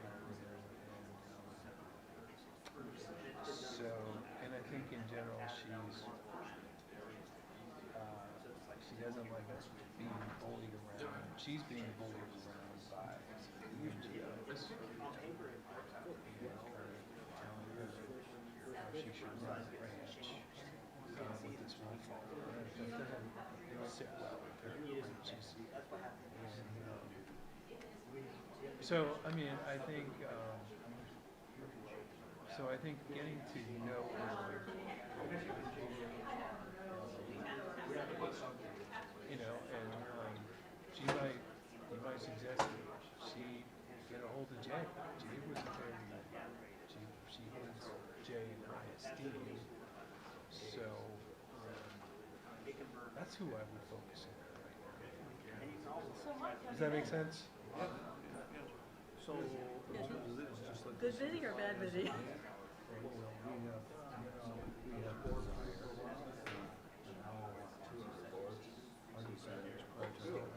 Yeah, and will you hear from me to talk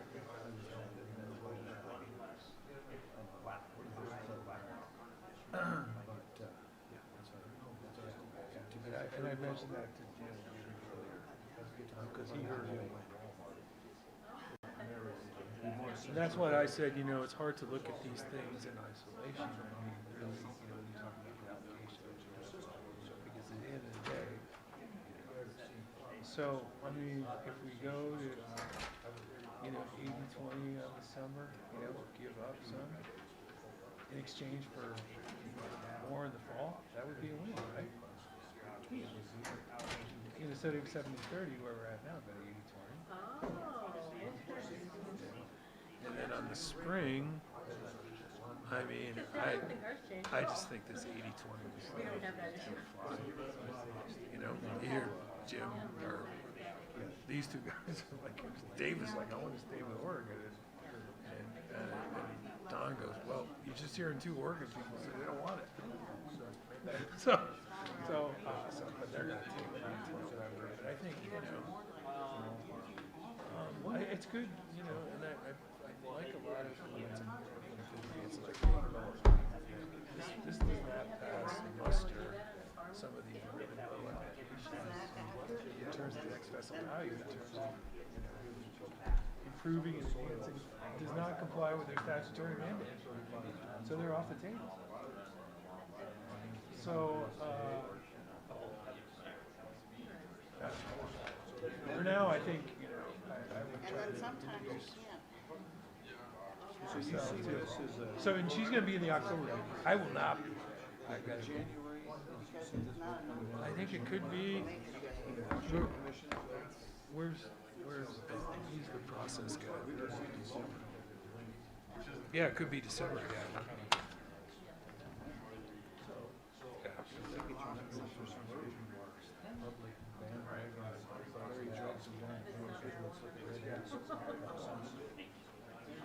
Well, that's right, it's gonna be in Bellingham meeting. But that won't help the price of hay. Larry will object, oh, we can't touch no animals too far away from the movie. Interesting.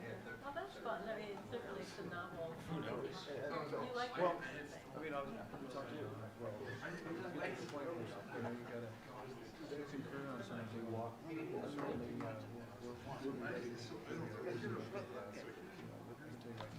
For summer, enough. That's what the value is to us, stability. It's unused commercial only. Yeah, but we just The other took thing this too up, is we that- said, wait, where is it? We just left it to, they can go to Fisheries or Escape and It's cut catch out it and all keep these it. other ones. Now we're trying to add, you can keep all these in place with friction. And the other thing is, you know, you were going down one, when the run's smaller, you should maybe send more to Escape because you got a smaller run. But when the run's smaller, the impact rate goes down anyway. And you may need more. That's a lot of things. It's such a low mortality When you rate. get a allocation, who cares where, I mean, yours goes, if you're a sport, does go to commercial. It's Right. all about economics if you're using, 14 to 1. and they're already paid for. Because they've. They're already paid for. Yeah, We'll see. anyway. We're scheduling, we'll come back to it. Get some clarification. But yeah, it just seems why this one has to be complicated and some are not. We just said it won't be one or the, they're both on the statement or fisheries. For some reason. I vote for that. I mean, Spring Sport. It is, right? Yeah, but now you're throwing in sport, if it's a Yeah, good. venue sport, it has to go one place, and if it's a remember a long time commercial, ago. it goes somewhere else. And I Told don't me, know. hey, back this summer, let's, we're talking peanuts. If we have to. Yeah, and I think you are gonna.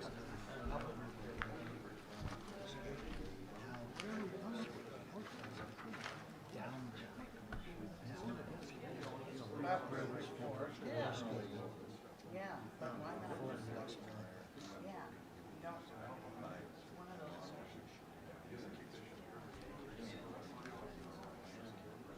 All right, thank you.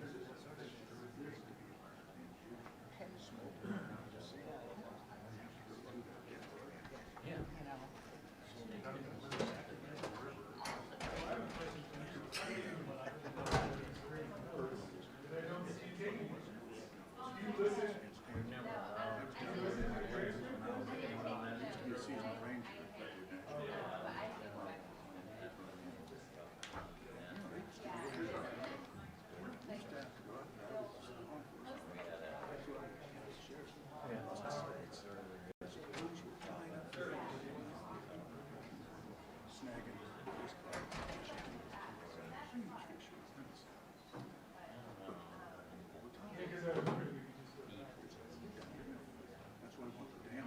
What are you doing here?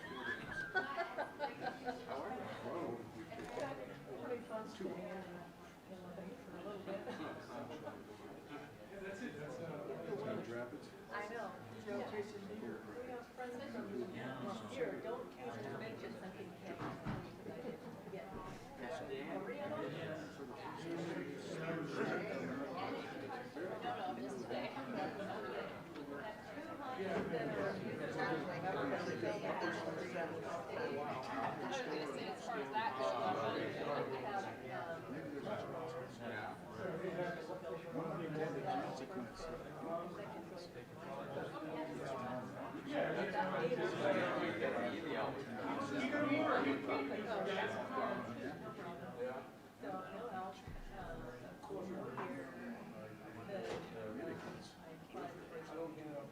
Illinois is over here right next door, cooking stuff, killing fish because of its temperature.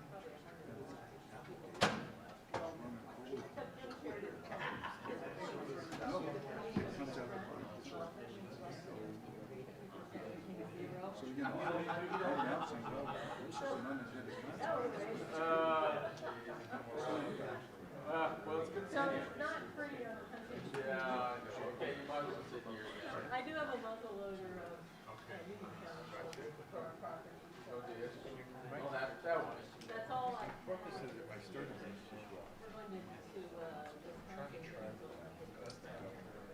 Oh, well, there should be plenty of deer there. Oh, I'm not saying it. But because you don't burn, we're gonna do a,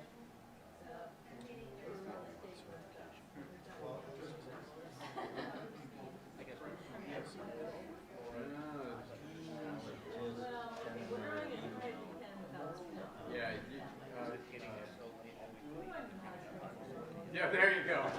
Oh, well, maybe, if I get a chance, for example, the guys came back, I just talked to them yesterday about this deer, and they said, yeah, there was there might not be any.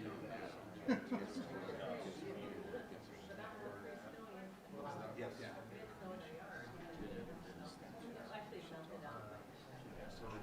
Yeah, it snowed in Grant. Yeah. Yeah, but you can go. Sit on the spring.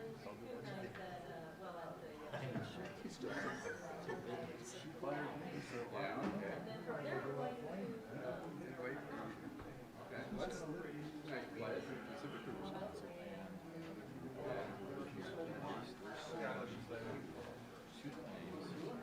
Yeah, good.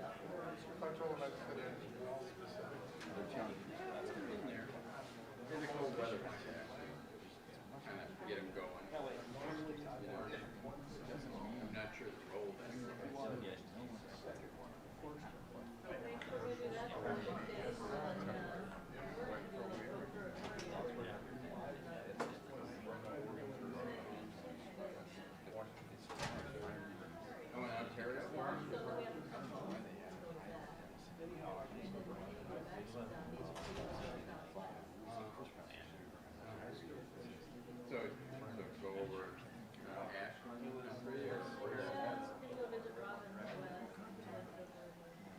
I mean, I can't imagine. Power company. Dam. When they come up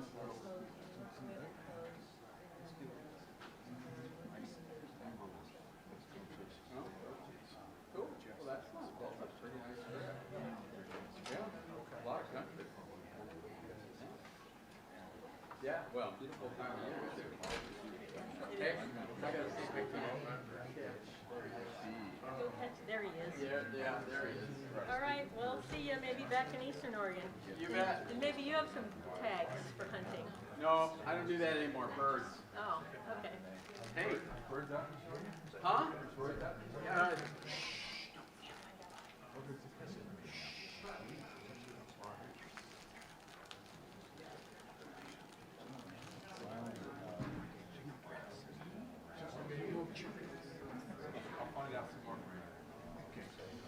Okay, folks, let's have a seat. It's nice somebody's in charge.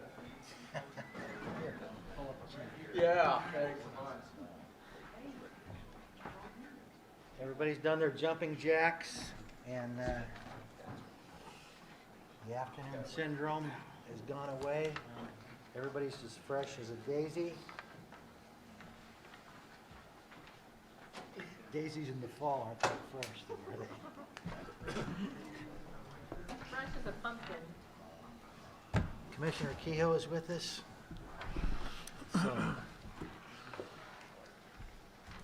Okay, so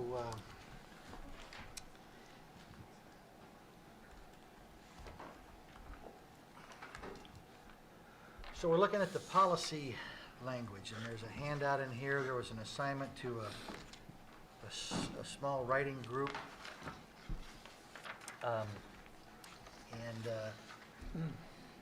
So they've got it up on the screen here.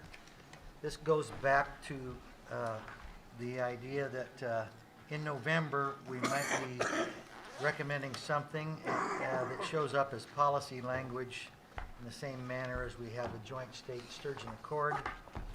And we saw this outline back on August 1st. We saw it again on August 29th. And if you could scroll up through it, thank you, Mertice. There's the headers, and then if you keep scrolling, we've seen what might happen underneath all of these headers, and under general provisions is where there might be, I don't know, 5 or 6 things. And these 4 that have been listed on our alternative matrix since way back when were the subject of a writing exercise.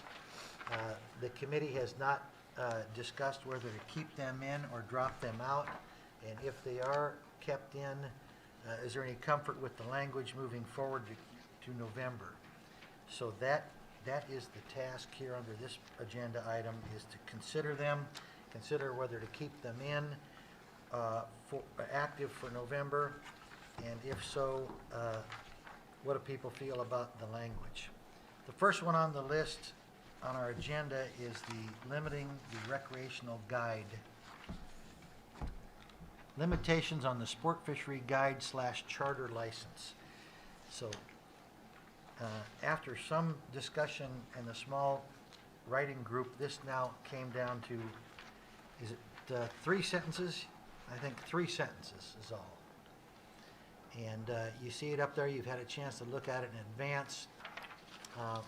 But if this committee recommended this go to the commissions as something that they might adopt, the question for the commissions would be whether they want to endorse, and therefore this committee, they want to recommend that the commissions put in writing in a policy that they've heard public concerns, that the lack of limit on the number of recreational guide license may have negative effects on the non-guided sector of the recreational fishery.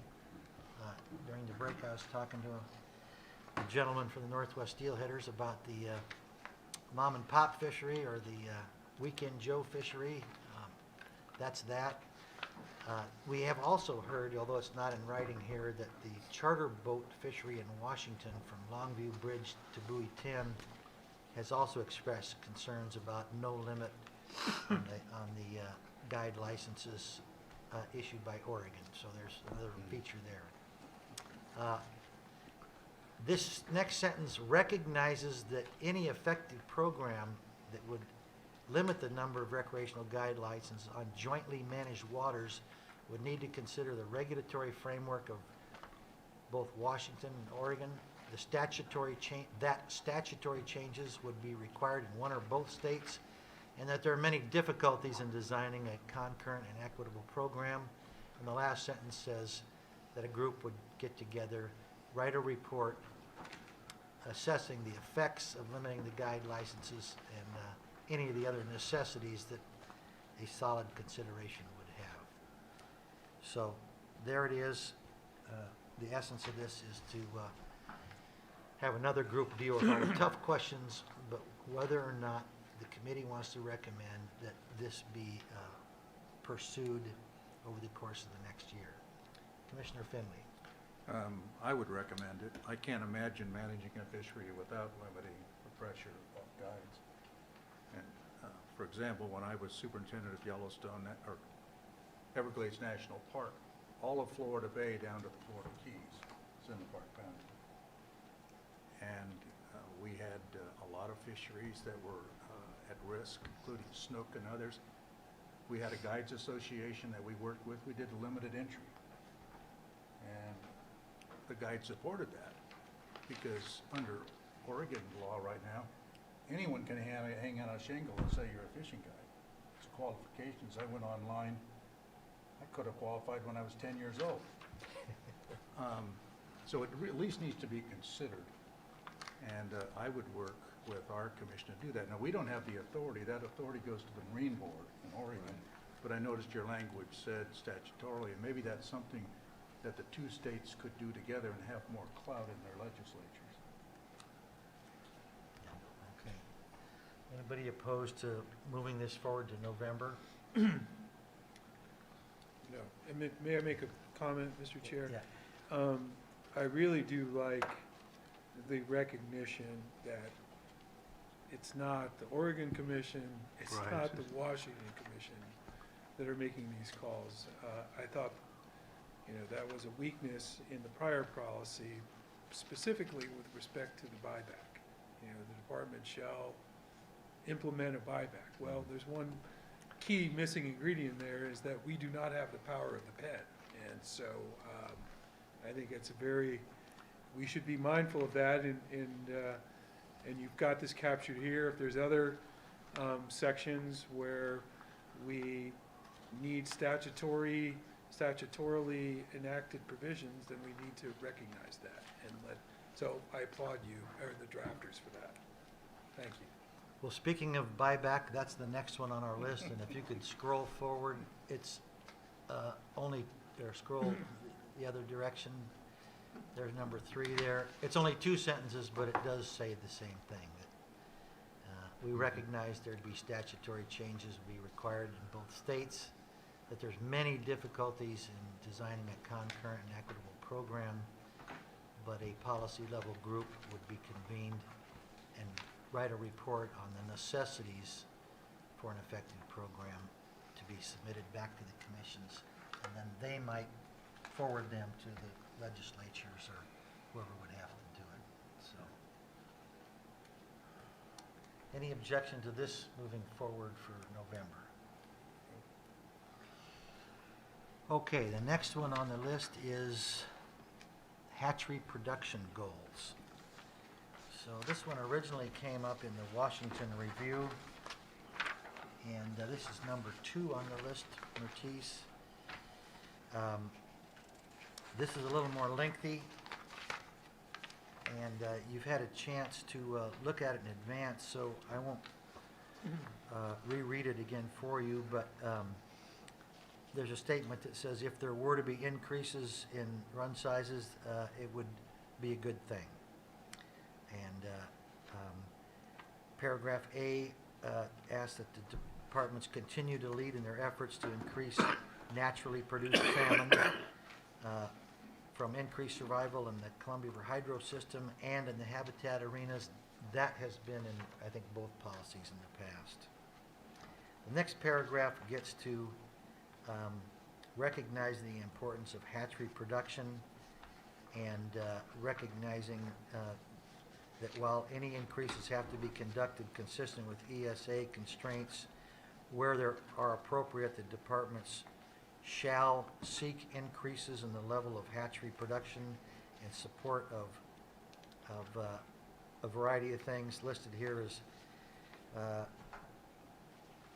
southern resident killer whales, enhancement in select area fisheries, and where full mitigation from human-caused damages have yet to occur.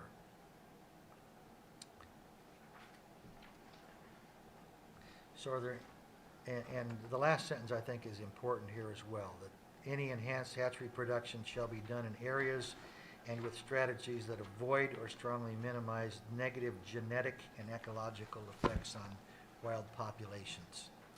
And I guess there's paragraph C there, down below that instructs the departments to coordinate with the National Marine Fisheries Service sponsored Columbia Basin Partnership Task Force, which does have goals for natural and wild fish.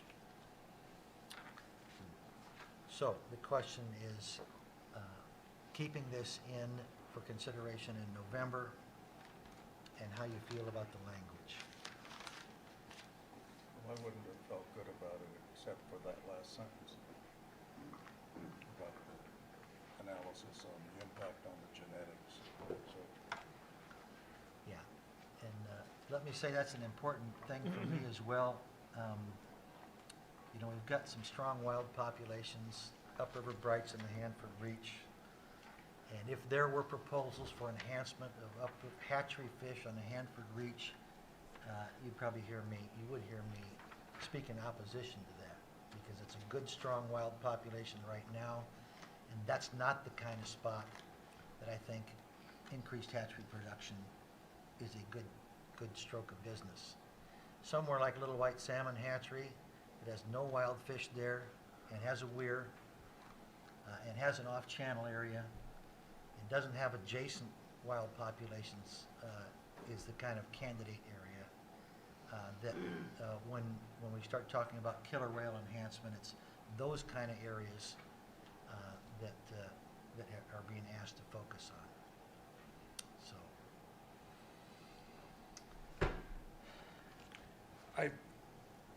I think this is very good. I'm glad it's in here, and I support having it for consideration in November.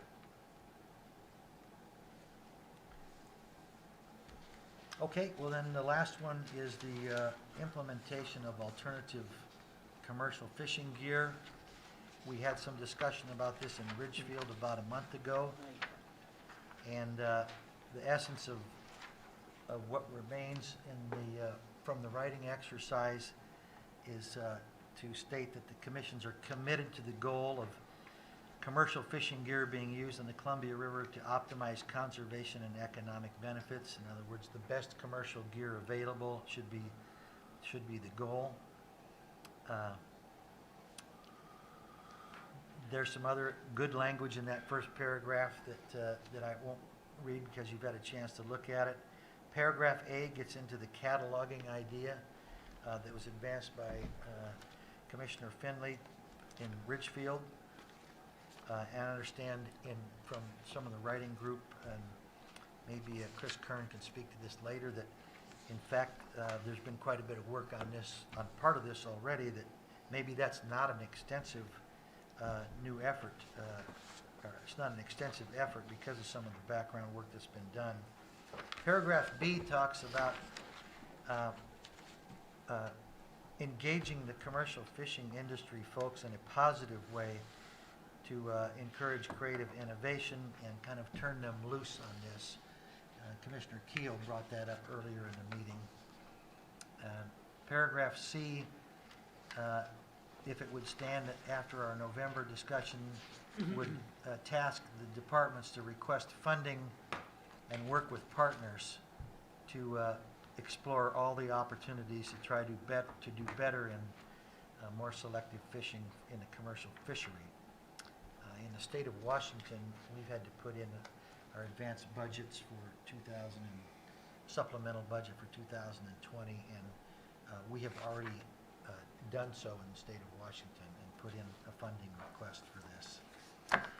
Pending the PRC recommendation and, of course, but you have to start somewhere, and so we've initiated that already. The department shall provide reports to their respective commissions annually detailing the progress on this, noting that both commissions will need to authorize any successful alternative commercial fishing gears in a manner that achieves concurrent regulations. Some folks had criticized both departments over the past 5 years as maybe not trying hard enough. We've got a lot of good data in here on beach seines and purse seines and various alternative gears that could dispute that a little bit. But this sentence about reporting each year would be a way to ensure those folks who might think that there was not enough attention spent to this the past 5 years, that the intent here is strongly to try to find out if we can do anything better on alternative gear. Now that's, this one had most of the discussion amongst the group, and so Commissioner Atkinson, I ask if you have anything to add.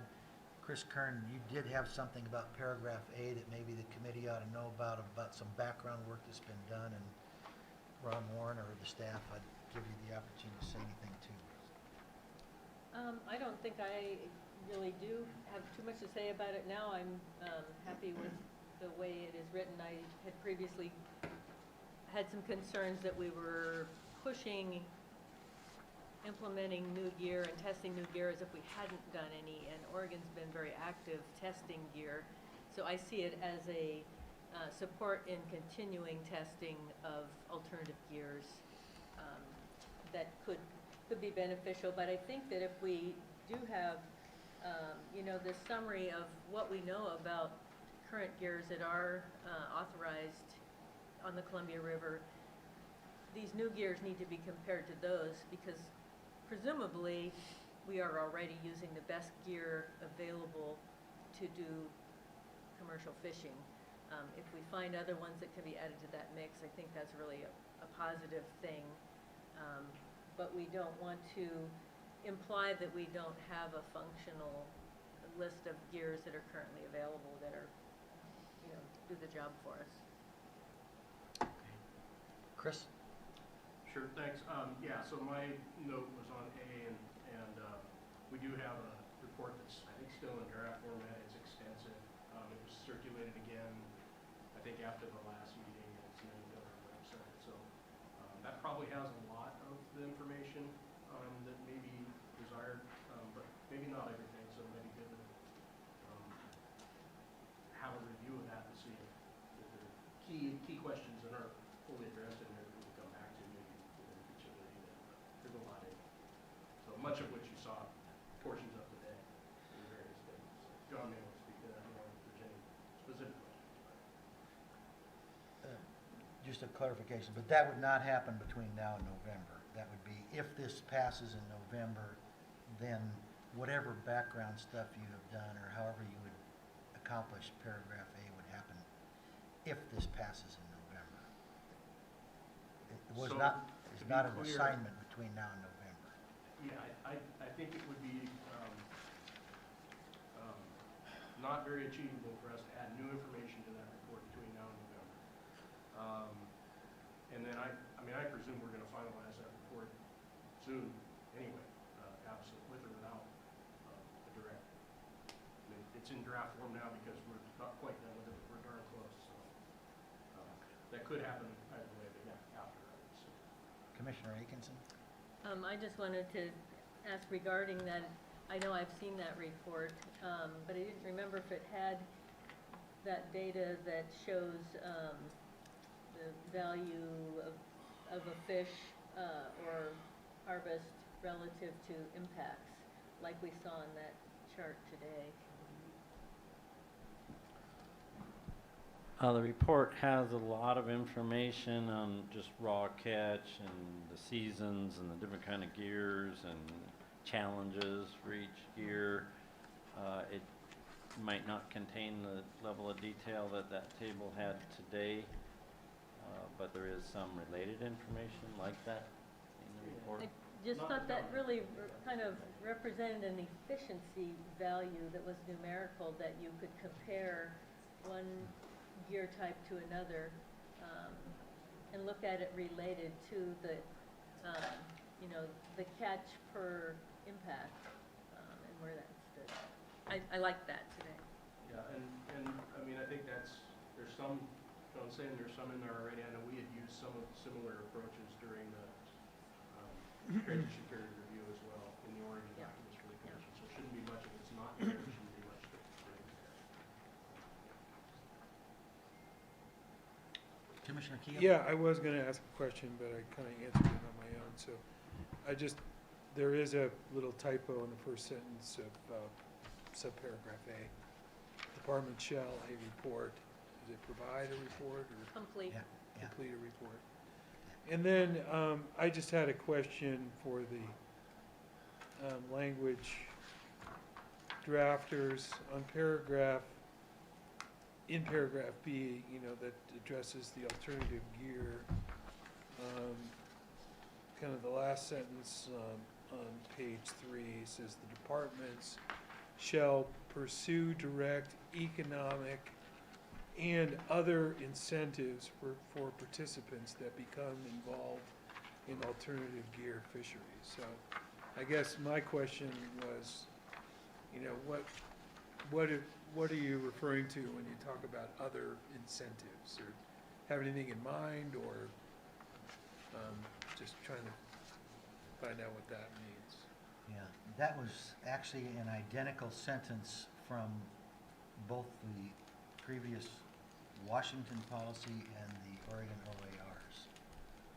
So maybe somebody with a little more history, or maybe we can find out in November more about what the other incentives would be, if that was fishery impacts or what that was. Yeah, I think it would be helpful to flush that out a little bit. I mean, you know, it's a little vague, I guess, the way it's worded right now, and that could be because, you know, for intended purposes, but to me, I think if we're gonna create incentives, or at least talk about it, I think we need to be a little bit, you know, more concrete about really what we're thinking and what's in the realm of doable and what's not. So, just a thought there. Okay. Ron Warren, any comments? Thank you, Chairman Kizek. My only comment is I'll follow up with folks that were around back in the development of our policy, see if we can put some more meaning to what incentive meant, Commissioner Kehoe.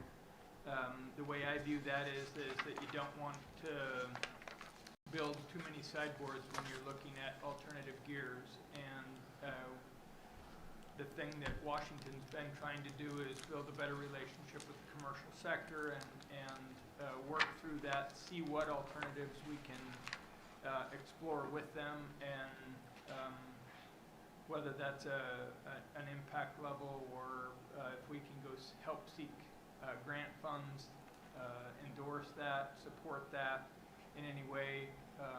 Those are the things that we want to stay open and transparent to. So just trying to leave all the doors open while we're working through the issue.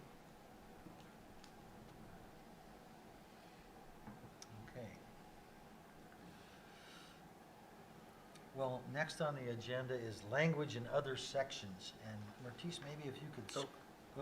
I'm gonna Commissioner. comment. I hate to at the last minute say this, but I'd really like to add a fifth element to this topic. I was looking at our Oregon 2017 Columbia River Fish Reform Amendments, and I had not really looked at that document when we came up with those 4 topics. And we have issue number 8, summer fall thermal angling sanctuaries, was an important segment in our reform amendments. And so I would like to propose that we include that as a 5th topic that both states address. I would second that. Any objection to bringing that forward in November? When you say the word 5th, let me also say that these 4 were identified way early on in the PRC process.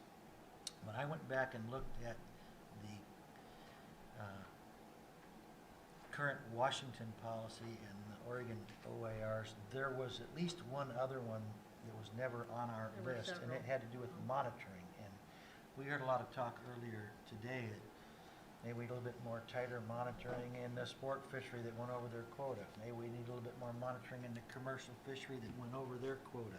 We heard that testimony this morning. And I think that we heard testimony this morning about because someone else went over, because of that now I don't get my share. So there's at least one more that would show up in our next draft in addition to the one you brought up. And I'll just use that as a segue to get into what's next on this document, or what's the other section. So if you could look at page 2 on here, on, yeah, there we go. So these are the headers, and so I think it would be good for the small drafting group to work on these paragraphs that are have been part of the agreement, are important parts of it. They're kind of short, but for example, the purpose, a short paragraph or a couple of 3 sentences has been in the other ones. Authority, definition, and intent to just say this is all about non-treaty fisheries, and it is a joint agreement of the commissions. They're kind of chapeau-like matters.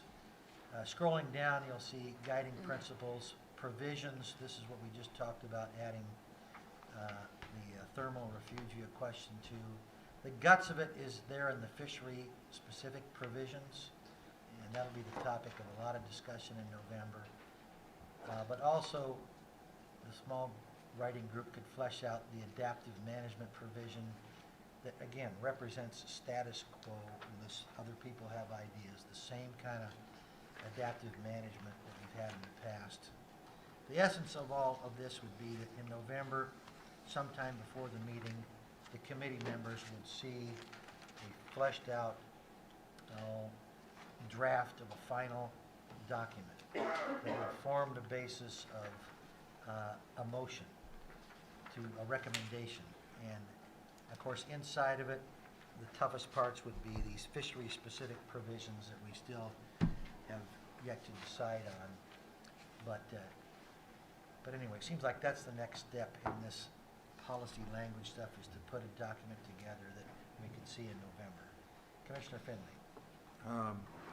Well, I think that's right, but I kept looking for something on select areas. Is that included in some other section?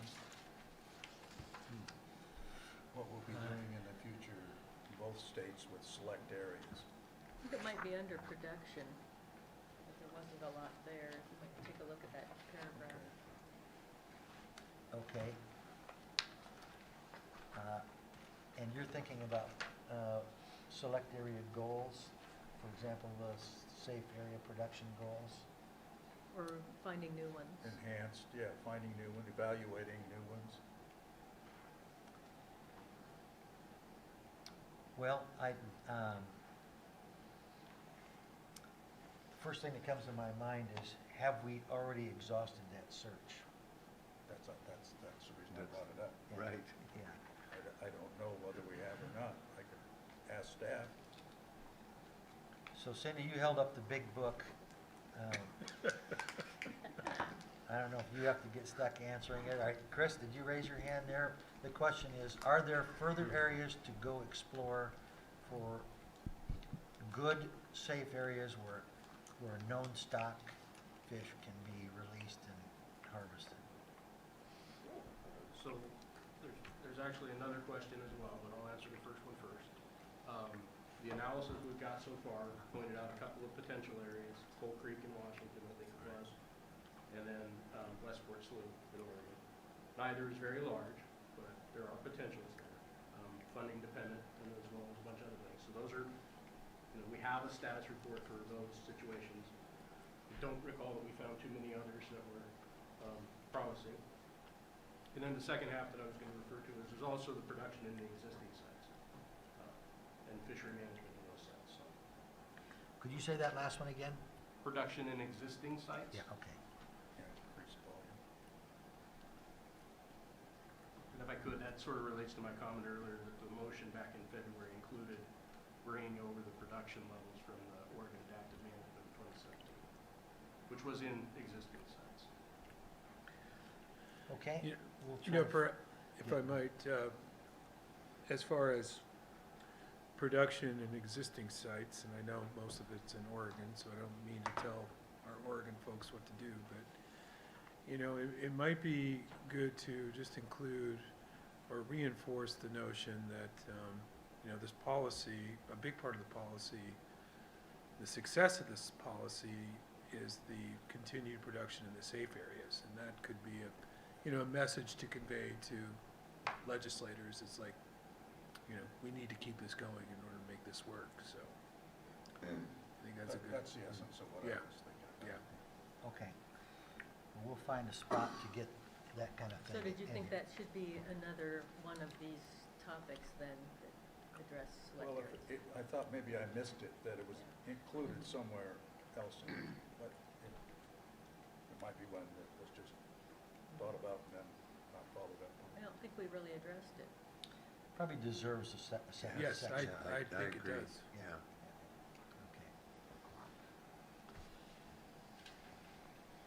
Okay. Okay. Let's see. The last thing in agenda item number 4 is future consideration of voluntary barbless hooks. So we talked a little bit about this in Ridgefield. And Kurt, who's not here, said, well, this could come up again in November. To facilitate that discussion in November, I think it would be good for the staff to try to capture in writing, in a very brief writing assignment, the basis of the PRC recommendation from last February. And there's some new commissioners in Oregon that weren't around then. We have 2 new commissioners in Washington that weren't around then, and so the utility of having that in writing, I think, goes beyond even the PRC as a consideration of what to do next. When we were in here in August, I rattled off just off the top of my head some of the things that we talked about in February, getting to the recommendation to have that be a voluntary barbless hook matter. I've jotted down some notes to myself here, but at that time I said the scientific studies. We talked a little bit about those. I would not want the staff to do any kind of labor-intensive, new, exhaustive, extensive literature review or anything else, but just a repeat of what was said back in February, that there's been a number of studies that have involved hook wound location and a testing of barbed versus barbless for immediate mortality and up to a 30-day holding period. So I'm just looking for in writing something that would describe what we talked about in February. There was a review by the Technical Advisory Committee that actually came up in public testimony as well. I think it'd be useful to have a 1-paragraph description of that TAC review, when it happened, what was asked for, and what did they judge in terms of barbed versus barbless. In February, we talked about the origin of the mandatory barbless requirement that came from. The difference between other fisheries where barbless hooks are required was talked about in February, that being in comparison to ocean fisheries or catch and release fisheries like sturgeon.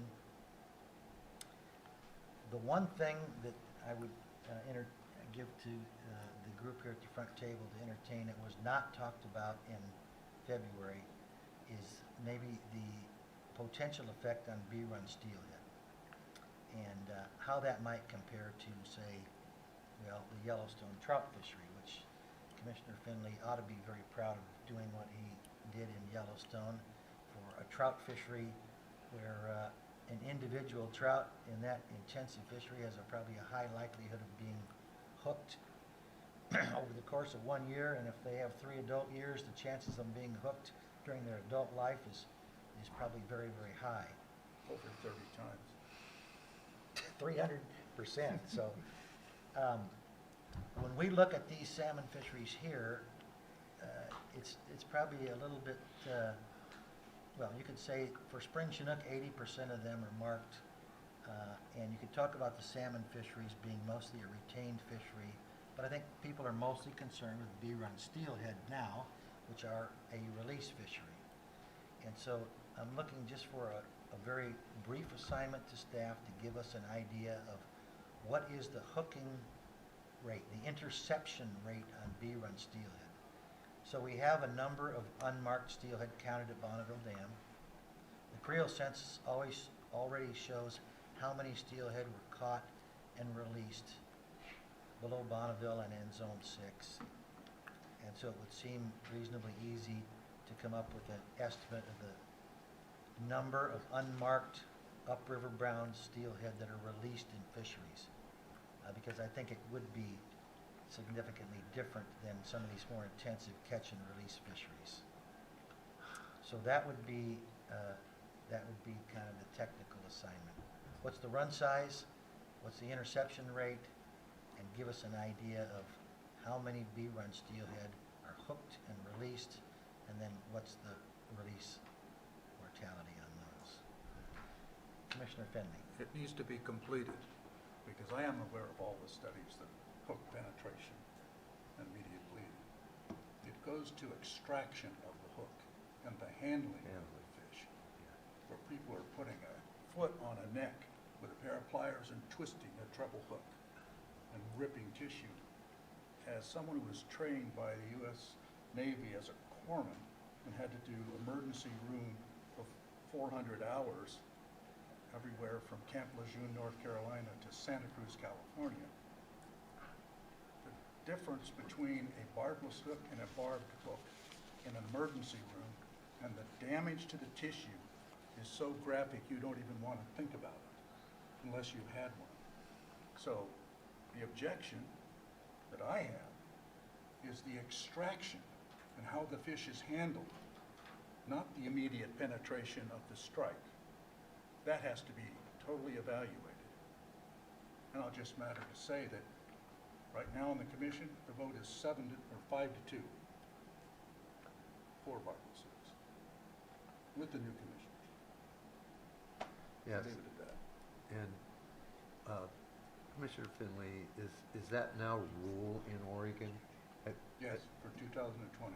So I'd like to have the language that Oregon has adopted so that we can be concurrent when we review this.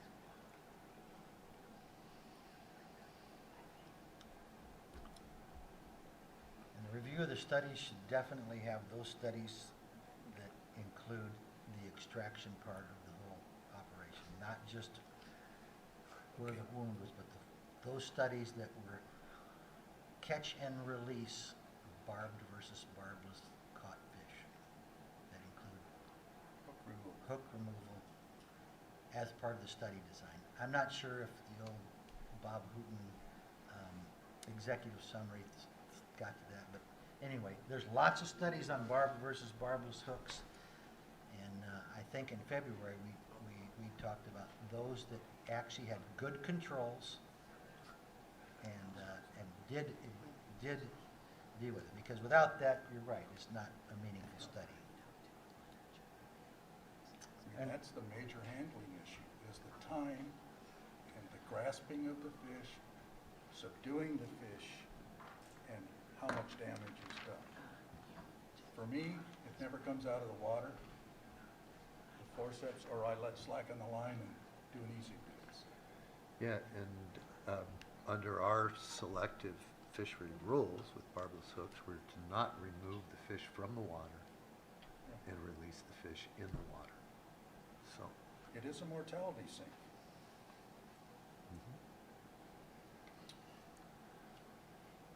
And I'll be glad to forward my scratch notes here. I saw you trying to write it all down, so I'll send you what I've got.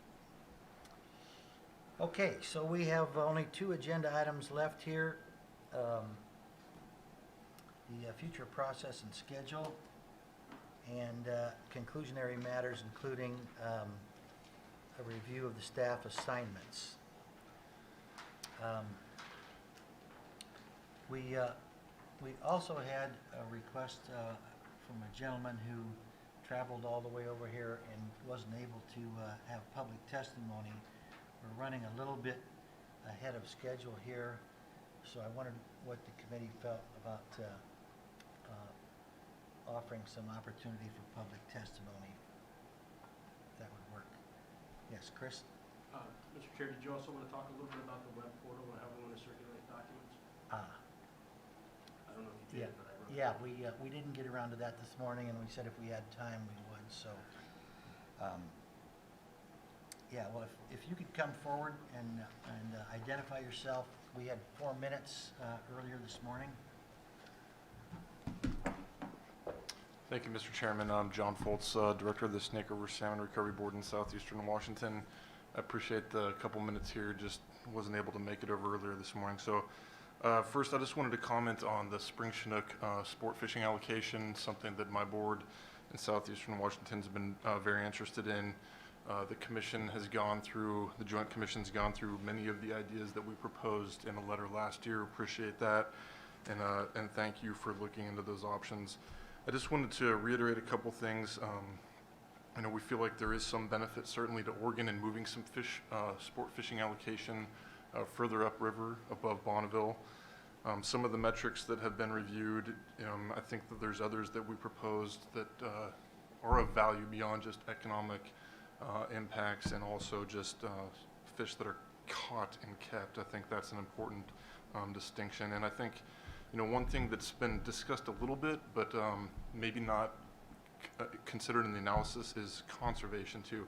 Any fish that can make it upriver, we understand that there's issues with PHOS, hatchery fish on the spawning grounds and everything, but almost all the fish that make it into our tributaries, we have very low hatchery impacts on spawning grounds. Those fish we need both for hatchery goals for their brood stock, and then also just to meet escapement goals. So I think that there's an element there that hasn't been fully considered. So I just reiterate the conservation aspect of that. And then the other piece for the fisheries related work, I think it's critical to note that we're not talking about a lot of fish moved upriver here. We realize that's an impact to the lower river and sport fishing days and economics and number of fish kept and caught. But both for support of the recovery work that we've got in southeastern Washington, we don't have a lot of opportunities for fisheries. And any fishery opportunity is worth so much just in goodwill and benefit for the recovery efforts that we've got in habitat, restoration, conservation, and all those things. And that's, any fish that we can move upriver, even a small amount, to really offset years where we have very limited or no fishing opportunity is really kind of the crux, I think. In good years, I think, that's a good thing for everybody. In poor years where we miss buffers or something occurs where there's no opportunity in the snake is really kind of what we're trying to avoid. So I think those are the points, and I just appreciate the time and thank you for your consideration. Any questions? Thanks very much. Thank you. We've got some stalwarts out here in the audience who have hung around. I don't know if the committee wants to give them an opportunity again or not. What's the wishes of the committee on that?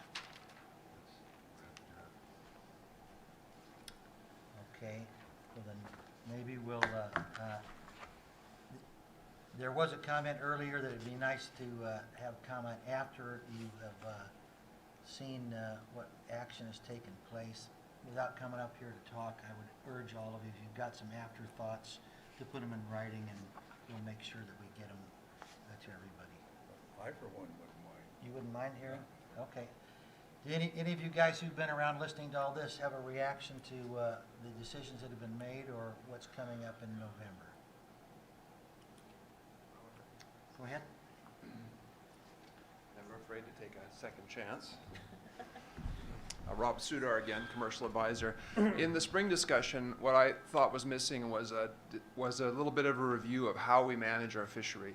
We typically start in March with test fishing, and we have boats in several parts of the river out doing sampling to see what the mix of fish are. What's the percentage of hatchery fish and wild fish, the upriver and lower river fish, and also the steelhead.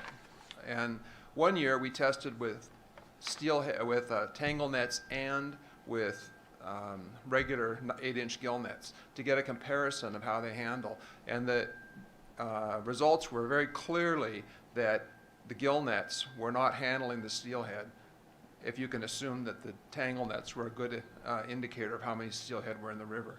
And that's important to us because the reason I keep pushing for this two-group matrix of Willamettes and uprivers is because our Willamette quota, which is in the Willamette management plan, is often bigger than our upriver quota.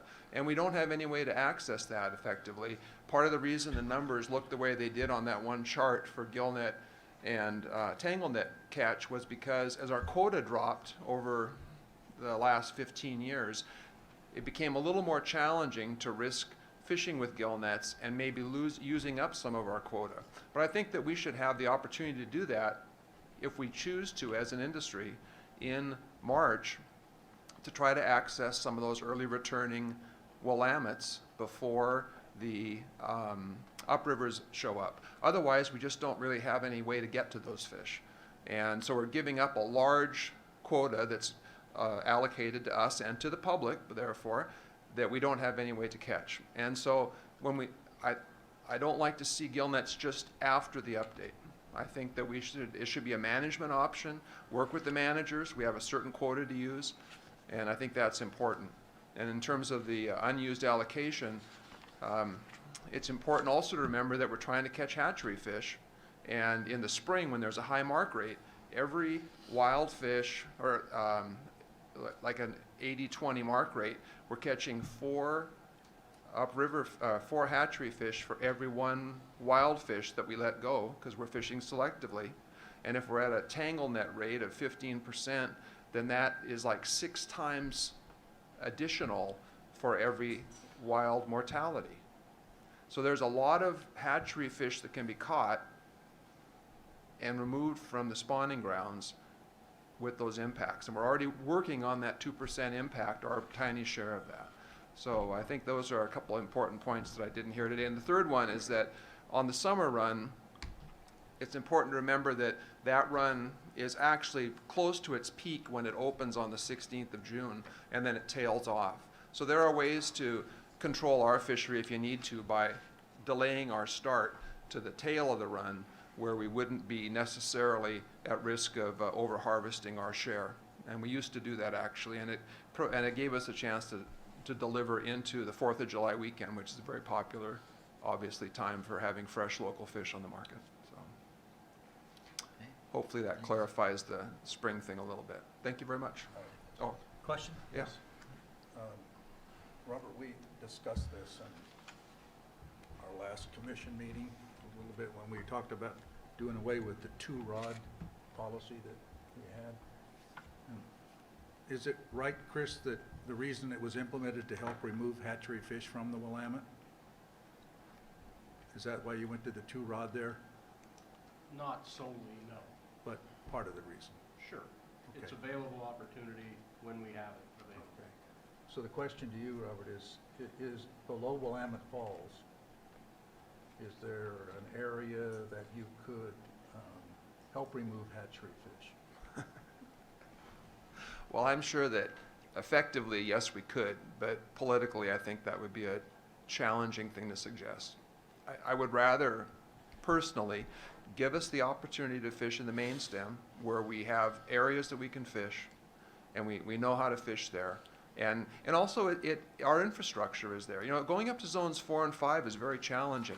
It's an hour's drive for me, where I was only 10 minutes from the normal fishing area. For guys from Astoria, it's a couple hours to trailer their boats up. Even though it sounds like it's a good deal to put us in zones 4 and 5, it's great for the people who live up there, but most of the fleet does not live up there. We're leaving our docks, we're leaving our fuel stations, we're leaving our ice machines. You know, it's, so I think as an industry, we'd rather be able to fish in the main stem, catch what we can towards our allocation, than trying to create a real nightmare in the Willamette. I mean, we could do that, but I think it would be a suicide, so. Thank you. Okay. I have a question for staff on the use of gill nets prior to the update. When I look at our matrix here, for commercial gear, it usually seems to say allowable gear is whatever the best gear is that can be found. I wondered if you could refresh our memory what the PRC's rationale was for not having gill nets prior to the update. And if it doesn't come straight to mind, we could maybe hear about it in November. But I was just trying to know if that was just pegged to a transition year thing or what. I believe it was related to the transition year. That's my memory at this time of the day. Chris Kern? I think that's part of it. I think also recognize where we started before the PRC meeting was that heading into 2019, or actually going back to 2017, the Washington policy said no fishing in the main stem at all, whereas the Oregon policy said post-update tangle nets. So we were starting in a different place than we're at today. That may have been part of it. Okay. Thank you. Any other perspectives from the veterans that have hung on all day? Yes, David Moskowitz. I just want to say thank you to the commissioners who are here, thank you to the staff, who would support in the future that maybe the short comment period like this, if there's time, I think it would be helpful. But I just want to say thank you for the opportunity and listening to everyone. Okay, well then let's move on to the remaining part of the agenda, future process and schedule.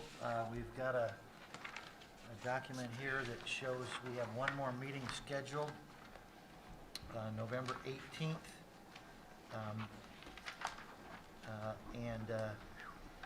It's to consider any remaining technical analysis and possible policy language, to strive to finalize a recommendation to both full commissions, and to consider future PRC scheduling if necessary.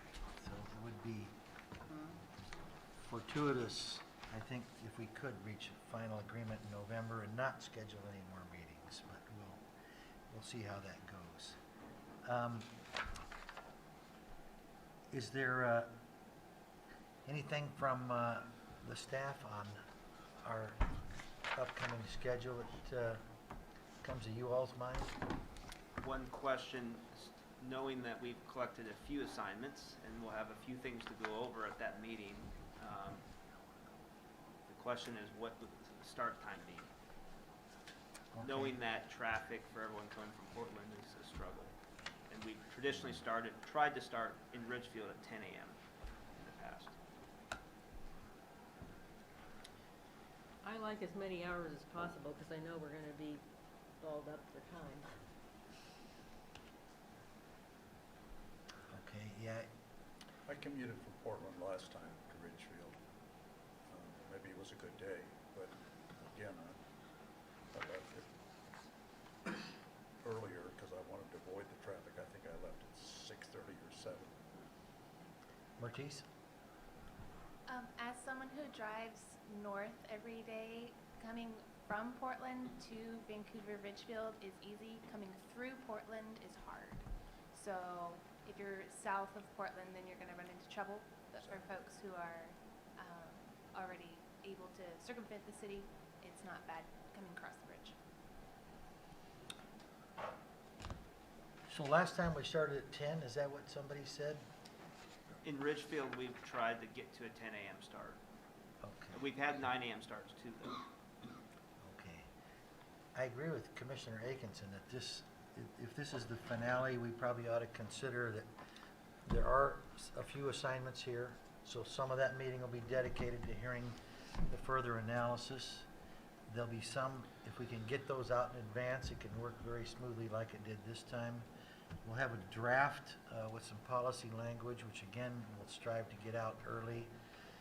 But a portion of that meeting will be to hear the analysis, and then a large portion of the meeting will be to entertain motions for a final recommendation. And when we did that on February 27th, there were amendments to motions and there were amendments to amendments, I think. And so it's a very important matter and we ought to take it carefully. So I guess I would agree with an early start. I don't know if that means 9 or if that means 8 like it was here today. I know if it's 8, then people think about going there and being there early if they're from way out of town. I've got 2 commissioners to my left who have a distance to go. Any thoughts from you 2 guys? You know, I always come down the day before, so Well, I think It's your flight an 8 times. o'clock start it's difficult. is doable in Vancouver. It's difficult down here in Salem. The earliest flight that leaves is Seattle is 6 a.m. and I was on it, so, and it arrives at 7. So if we do an 8 o'clock start in Vancouver, that works. Is that okay with you? I'm there the night before. Concerns from the staff? You all agree to 7 o'clock then? Is that what you said? Okay, well, let's shoot for 8 o'clock then. If we all get lucky, it might mean for an early release at the end of the day. Why don't we block out though a full day and anticipate that the agenda would include hearing from the staff and then trying to strive for a recommendation. On my assignments list for that I've jotted down, maybe I can go over those. Then it would be kind of last call from the front table. If there's anything else anybody here would like the staff to take a look at between now and November, now'd be the time to do it. So I've got down here for summer Chinook, giving the staff the flexibility to suggest an abundance-based matrix for summer Chinook. For spring Chinook, essentially the same thing. Staff take a look at what was offered in public testimony from the Salmon for All folks. I think that's the header there, yes. And offer a perspective on an abundance-based approach. The writing group has the challenge of coming up with a draft document in advance. And those are the ones that I have written down as coming from the group. Did I miss something else? Martise, you got a quick pencil over there usually? I also have your barbless hook information Oh, yes, summary. that's right. And I believe previous Commissioner Atkinson had asked for, I wrote down fall Chinook information on handle to catch mortality. And I don't know if that is something that she Say that again? it was during the fall Chinook discussion. You were wanting I think comparison to handle and catch mortality. I think I was actually, so I'm thinking of, I was just saying that I like the staff analysis of that, of giving us that kind of information, but I don't think I was actually asking you to complete anything for next meeting. This, on this thing says in Ridgefield. Are you talking about Vancouver for the next meeting? Oh, I am talking about Ridgefield. If I said Vancouver, I misspoke. So that would be at the Region 5 headquarters in Ridgefield, same place as we met before. Anything else as far as expectations from the staff? I have one more, Chris, before you start, that I did not bring up earlier, and it has to do with the non-linear angler trips business. So for the point was well made that it's not a linear increase for sport angler trips. On all of them except for summer Chinook, there seemed to be a relationship of the higher the allocation, there was higher angler trips. And so I wondered if you could explore some non-linear assumptions for summer Chinook where it showed a significant increase in allocation made no difference in the angler trips. And if you come up with the same situation, that's fine, but I just wondered if you could just take a look at some non-linear assumptions that could fit. Because it seemed to be on the other species there was a little gradation there, and there's lots of complications in season, I know. Anything else? Commissioner Kehoe. And I don't know if this is possible, but, since we're gearing toward making the objective to make a final decision on all the outstanding issues, including the allocations, which are going to be tricky. I'm wondering if we could get, and I referenced earlier the difficulty sometimes in just looking at different run timing groups in isolation and those allocations and what it means kind of for angler trips and for the ex-vessel value. Given that we've kind of eliminated some of the options, would it be possible to put some sort of table together looking at, not new analysis, but rather just summarizing kind of across the board at these different options? Or maybe there would be too many different options. I'm just trying to think of a way to have this in front of us for our new commissioners too, and for us, to just, instead of we're just looking at one ex-vessel, for example, or angler trips in isolation. If there's a way that we can put it together and present it so that we can see it all as a package, that would be helpful. Whether that's doable or not, or... We're going to have to do it on So that was site. related to sort of what I was going to actually Oh, yes. bring up. Yeah. Sorry. No, it's very timely. I was going to phrase it as, how do you want to see the products that you're going to look at? I think what I'm picturing, based on Commissioner Keogh's comment, was something more similar to what you had in February, that sort of lined out in a longer format than you've seen in the interim days, what various allocations and choices mean, including select area production, among others. They're fairly long because there is a time frame that's involved when you talk about hatchery production. And I think we have most of, I don't want to speak for John and company here, they can chime in and tell me where I'm wrong. I think a lot of that we probably already have. And it's a packaging exercise. Well, it's not simply a packaging exercise. The difficulty is in how to package it so that it's usable. So I guess if it's okay with you, I'd ask if John's got any thoughts on practicality going on it. I believe we have the ability to put together the remaining packages or suite of options into those long sheets that we presented before fairly easily. If there was a different format, it would be more work. But we're set up for those, and we can do those fairly easily. And does that include the overall economics? Since that was one of the criticisms that I think some people this morning in public testimony were saying, oh, it's only about commercial fisheries, but of course part of what we're doing is looking at the optimizing overall economics. That would include I can't remember the terminology, but the LLP. Yeah, it's the table I'm thinking of would have a multiplier for both the commercial and the sport fishery. I think we have one.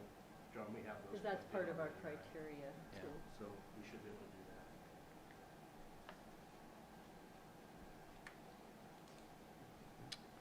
that. Okay. Anything else? Brian? Circle back on the commenting portal. Oh, yes, sorry, thank you for bringing that up. So, could you tell us what the current status is, and then we could talk a little bit about how do we get that notice out to people and the mechanics of us getting any written testimony? So currently, both states on their PRC website have a form to fill out that I need to be certain whether all the data goes just to Washington or each state collects the data. But that's something I have to just triple check. But it's the same format where it's name, address, state, your comment, and then you can provide an attachment. So for example, in Washington, on our Washington website, we have that, and it became live last Thursday or Wednesday, midweek. And so we've received only a couple of comments because we haven't announced it, whether it's through this forum, through PRC, or if it's appropriate, a news release. Not saying one's better than the other, just we haven't announced it out to groups such as the Southeast Washington stakeholders, which I intend to send an email out so they're aware, regardless of what we do here. So the questions I have, if I can jump to those, Sure, go ahead. are who should be receiving these? And right now they're coming via an email distribution to three, at least from the Washington side, 3 Washington PRC commissioners.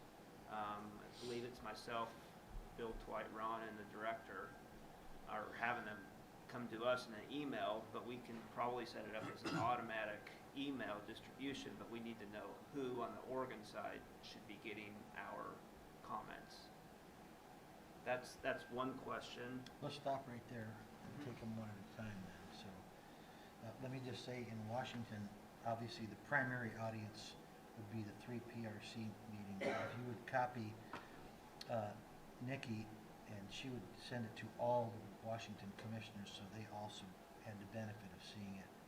That's an answer to who from my perspective. On the Oregon side, Michelle. So I'm currently getting processed about 5 today. Okay. So the question is that sufficient for us distributing those comments to Yeah, because Michelle will distribute them appropriately. Would it be appropriate for staff to see the comments as well, in case we have questions? Yes, yes, that's a good Yeah. point. So the entire staff team ought to be on the distribution list if you hadn't already got them on there. Okay, that answers that. The second question, the information we're collecting, name, address, comment, attachment, is that all the information we need to collect? That's how we at Washington Commission are already collecting comments, so it's no different than our own process. Sounds reasonable. Does that fit with Oregon protocols? Yeah, okay. Michelle says yeah. No social security numbers, please. Visa card number, we'll need that. This one might be a little more challenging, is how, and this is maybe just to think about, we don't have to answer it today, because right now it's just gonna stay active, but how long to keep it running. So that, maybe that's just a to-do at an upcoming meeting, when you wanna say we're done, or if we ever are. Good point. Oh, don't be anonymous. Yeah, let's hope for the best here. I do think that it is a common problem, even at our commission table, as to when does written public comment quit coming to commissioners at a commission meeting. And right now, we still get emails during the commission meeting, which probably is not the smoothest way to do anything. So I think the utility of soliciting public comment in writing is so that we can thoughtfully consider it. And so we meet on the 18th, which is a Monday. I think in our notice that we're accepting it, that we should say we're accepting it through Thursday the 14th, which would allow staff to distribute it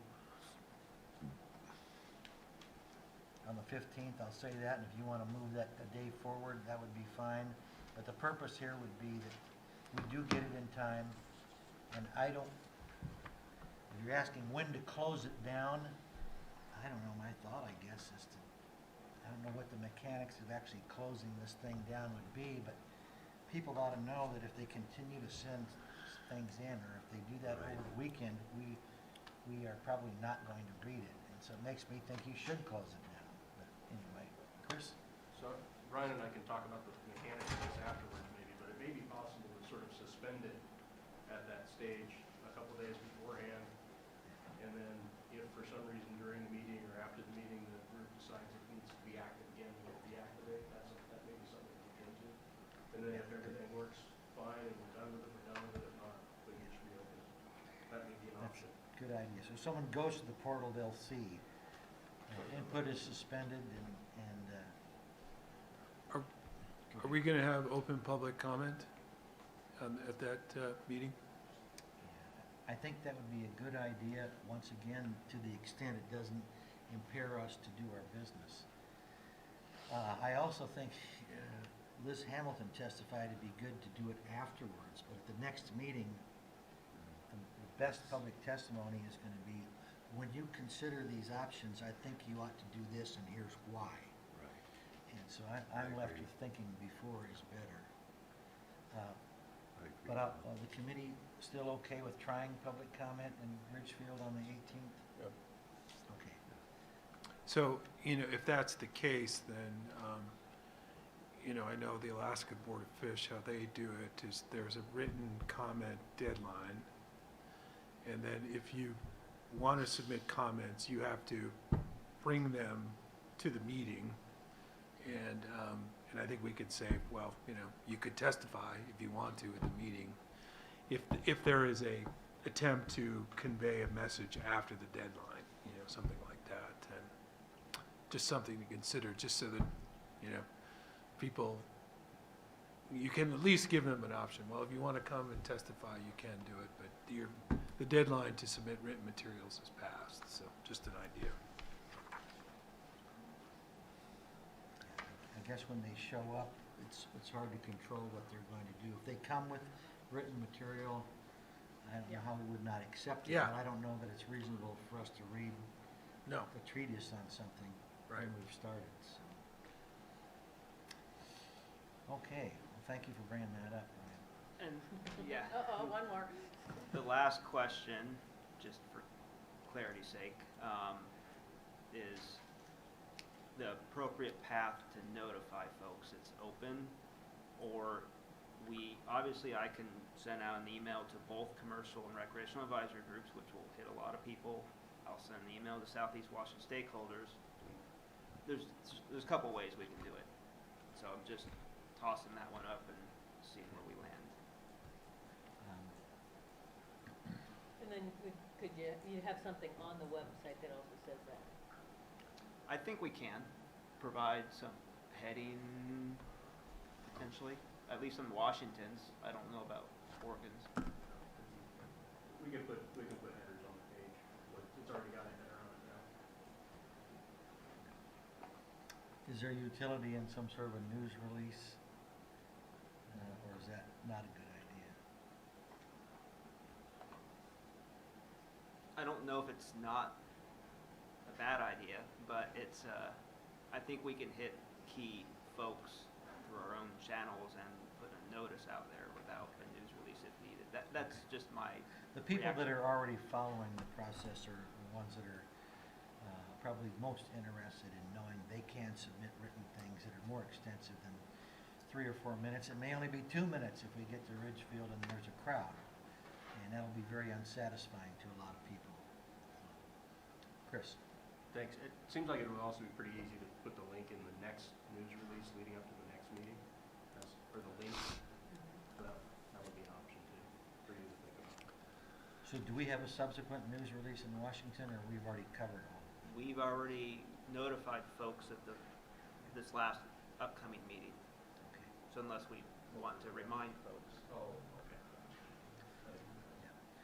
Well, I would say then, if you want to try to do a news release, if that's convenient, go ahead. I would say then probably from our side, let's just do your email to the interested parties and put something on the website that, a paragraph that there is such a portal, and here's what you can do, and here's when it's going to be suspended and why.